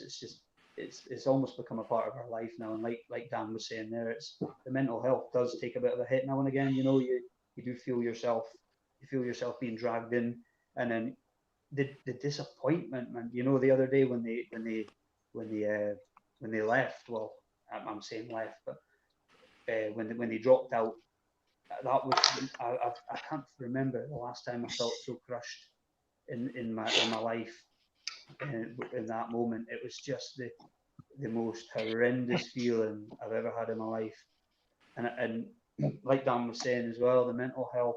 I've picked myself up recently and kind of got back on the horse due to the chances of this takeover possibly maybe being reignited or anything like that. But it's just madness, isn't it? It's just one day you're up, the next day you're down, the next day, I just want to see an end, and we all want to see an end.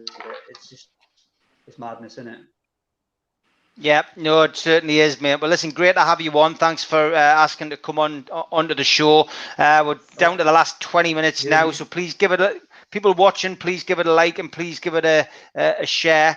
If you've got a volume thing on your mic as well, a lot of people are saying they can't really hear you, Highland Geordie. Well, I can hear you, but some people are saying if you could turn it up a little bit more, that would be great.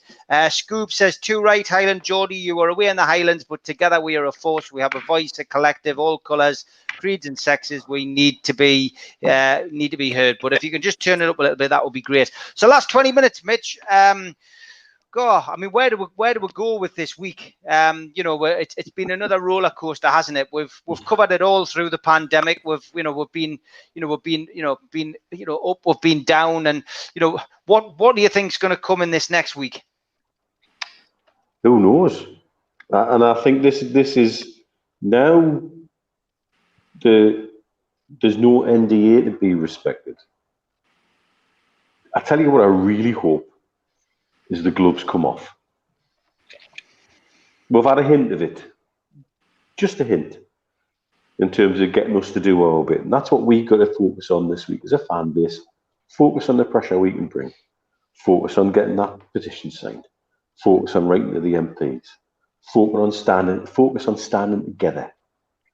Not letting the petty arguments and the sniping and the catcalling and the bitching on Twitter and social media to take over. Stand united. We've got to keep exposing the failings of the process in every way possible. That's what we have to focus on right now. We've got to let the bigger picture play out behind the scenes. I'm quite 100% convinced there's more going on underneath the surface than we realise. It's not going to happen before the season starts, so let's let that go. And then the other thing we've got to focus on is, as the new season approaches, whoever turns out in a black and white shirt on that pitch, we'll focus on supporting those on, because they're the poor guys caught in the middle of all of it. And it's going to be difficult for the team. It's going to be difficult for them, with all this going on in the background, to focus on the business of playing football too. So for me, that's all we can do in the next week, is focus on the pressure. Focus on the pressure we can bring, exposing the things like Keys deleting his tweets and all the things which are really suspicious, because there's plenty out there to do. We'll do our bit. I'm quite sure we'll be here yakking away on a Friday. But I would really love to see a little bit of the gloves come off properly. A lot of people saying that you'd love to see the gloves come off, Steve, because I think people are getting this impression of you that you like a bit of a fight. Listen, your rant was great last week, and it was from the heart. And people who know you know what you're about, mate. But do you agree with Mitch that that's what we're in for over the next week? Yeah, of course we are. And there's a fight to be won. That's the way I look at it. And if it needs we all to get angry, and we need to be a force, then that's how we'll go about it. We've hit the MPs, we've heard something from the council. There's the business leaders, there's the North East Chamber of Commerce. We could always hit them. There's plenty of people who can hit if that's what we're about. But we've got to be doing it collectively. But I think we've also got to be together. And I think we've also, from a personal point of view, I think we've got to remember that, the lads have said something today that on all the calls that we've got to think about, and how it's affecting us all. And it might not be affecting me in the same way as it's affecting Mitch, or the same way it's affecting you, Steve. We might be, because we've been involved in this for an awful long time. It's 2008 when we were standing in the Gallagher end, behind the Gallagher, when we produced the first lot of banners, and when we had the guy from Sky Sports saying to us, after standing, I'll never forget it, after standing there with a banner which was like wanted for crimes against Newcastle United, and I was standing there with a banner, and I was on my own, and the guy, it was Craig from Sky Sports, goes, "You cannot stand here." And I goes, "What?" He goes, "You cannot stand here, our trucks are here, F off." And I went, "Are you telling F off?" He goes, "You cannot stand here." 20 minutes later, when we unfolded the banner, he came over and he went, "Hello, mate, any chance you put the banner on the telly?" And I went, "F off." And you know what?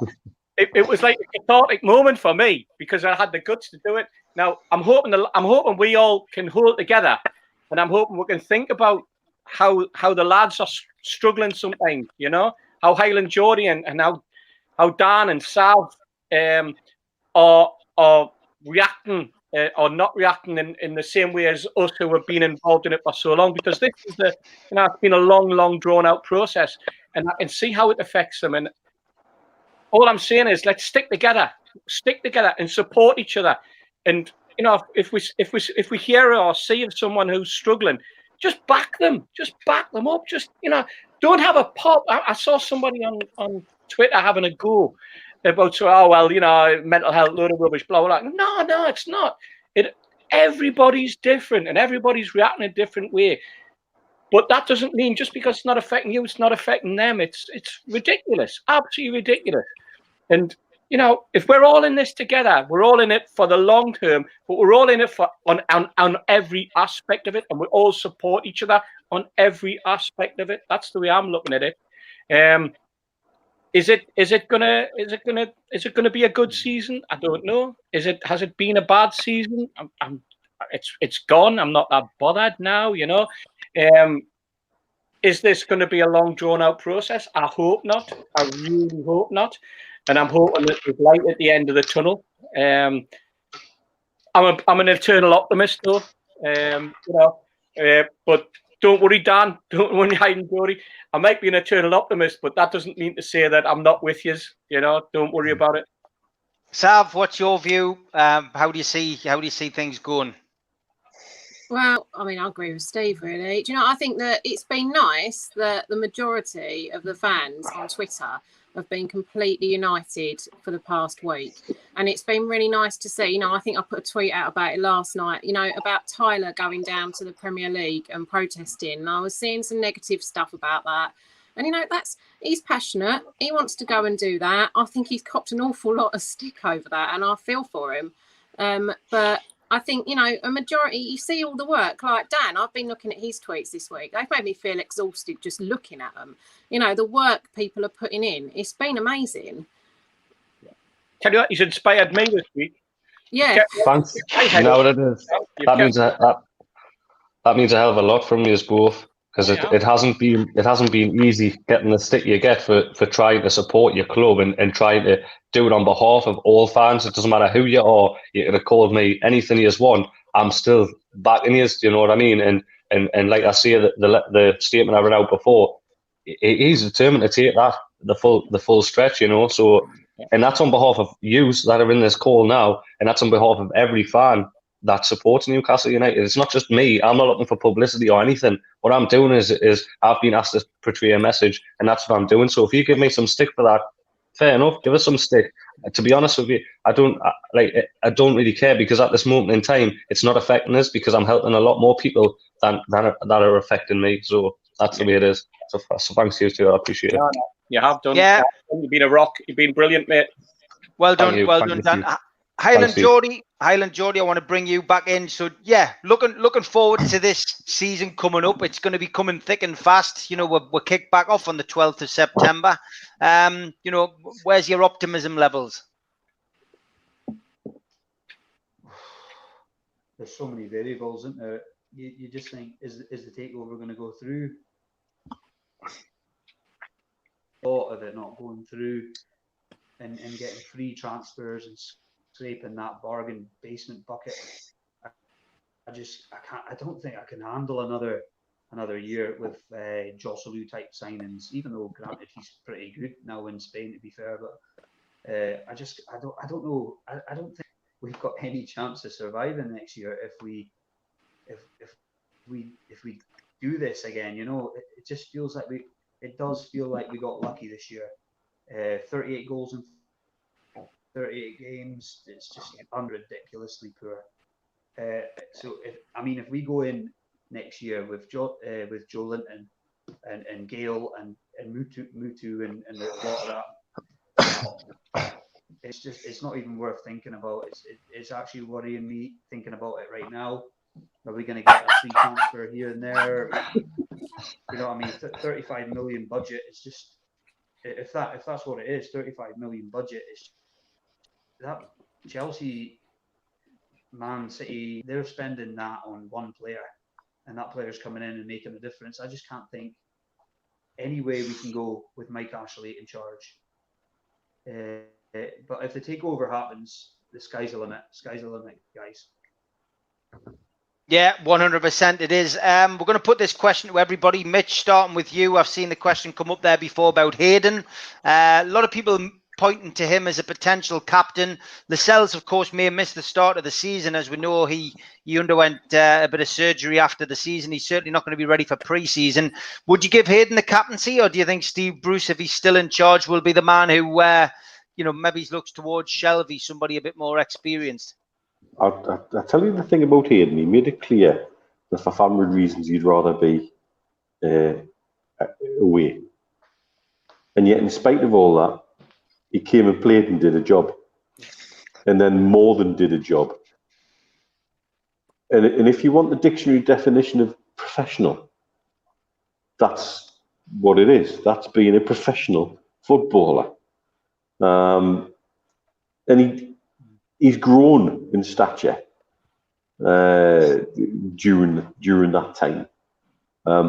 Does he deserve the armband? You could pick somebody worse, that's for sure. I think it depends on how it fits with the dynamic of the team, and who is going to come in and who is going to remain. who are the leaders in the dressing room, and you would hope that Steve Bruce has a handle on that. I don't know if he has a handle on that, because I don't know if he knows what his best 11 is and what his best formation is. Yeah. So that's the struggle for me. But Hayden certainly seems like a fine individual, and he wouldn't shame the captain's armband. Yeah, Steve, same question to you, mate. Probably the same answer, actually. And I think that last statement that, if he was given the armband, he certainly wouldn't shame it. But I do think it goes back to Steve Bruce, and I don't think he knows. He's had a season. I don't think he really understands his formation. I don't think he understands his team, which means that he probably doesn't understand his leader. And I think we only have the one leader. I don't think there's anyone else there's no one else actually stands out.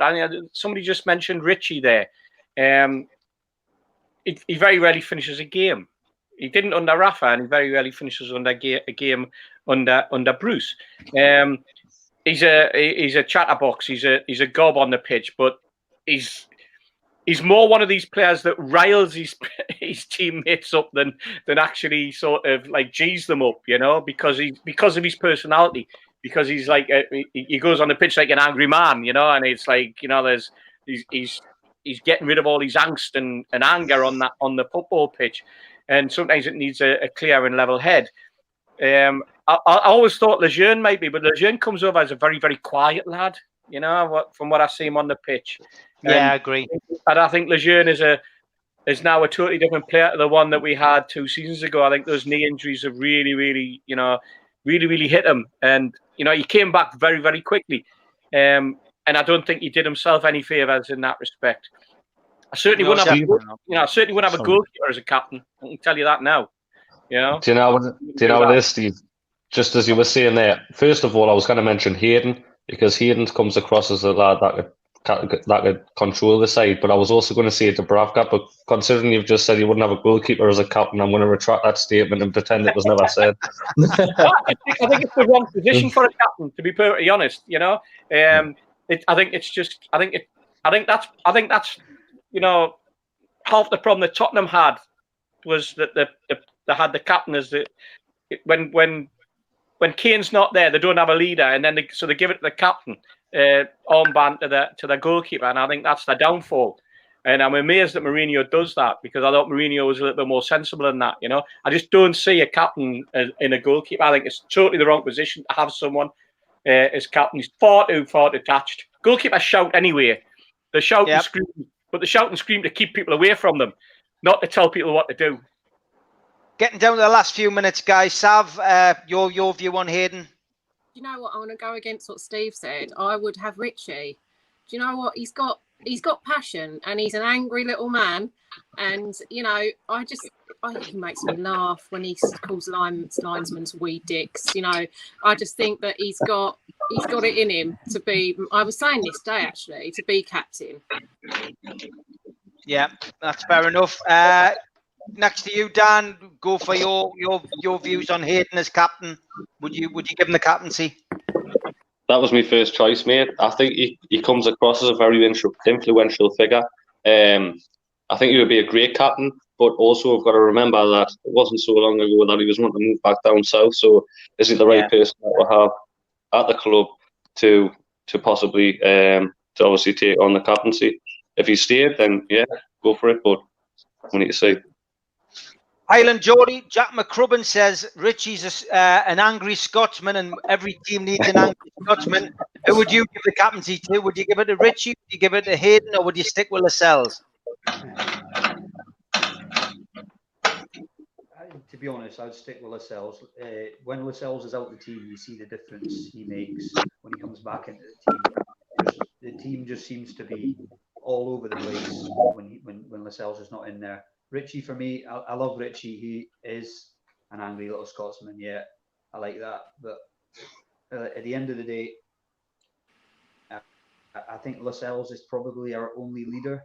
I think Hayden's great. He's committed as hell. But at the end of the day, he doesn't quite feel it there. And there's something there. I just don't feel like giving the captain's armband to someone who just doesn't feel right at home. I know, like we said, I know he's committed, but I just don't feel like he maybe deserves, you know, that honour. And I think Lascelles is the main man for me. We've only got one leader, I think. Lascelles is the main man. I think we need to actually need to buy an experienced leader from wherever it is to come in there and just take the burden away from Lascelles if he's unfit or he can't play. That's my thoughts anyway, guys. Highland Geordie, it's all about opinions, mate, and I'm sure you'll get a lot of people agreeing with you. The clock once again has beaten us. Big thanks to everyone who's come on tonight. It's been absolutely superb to have you know, a lot of guests on tonight. Normally we don't have as many, but there was a lot of people wanting to come on and make their opinions. So a big thanks to everyone who's come on. Thanks, of course, to our regulars, Mitch, Steve Hastie, and Sav. Great to have you on again as well. Last couple of questions to finish off with. JJ was asking how you find the NUST podcast with everybody on today, and that's your answer. Just go on to Chi Onwura's YouTube channel. As I'm sure you've seen as well, the independent investigation into the EPL takeover process petition has now reached 95,013. So less than 5,000 signatures needed now to hit the magic 100,000. So good luck to everybody, and get signing. Make sure you sign that petition and get it to 100,000 by tomorrow. That will be fantastic. You know, great to have you on, guys, and Sav, thanks for joining us again. Look forward to having you on Ladies' Night early next week. And enjoy your weekend, guys. Hope you get a bit of sunshine wherever you are. But thanks everybody for watching. Give it a like, give it a share. Good night, everybody. Cheers, Steve. Good night, man. Cheers, guys. Cheers.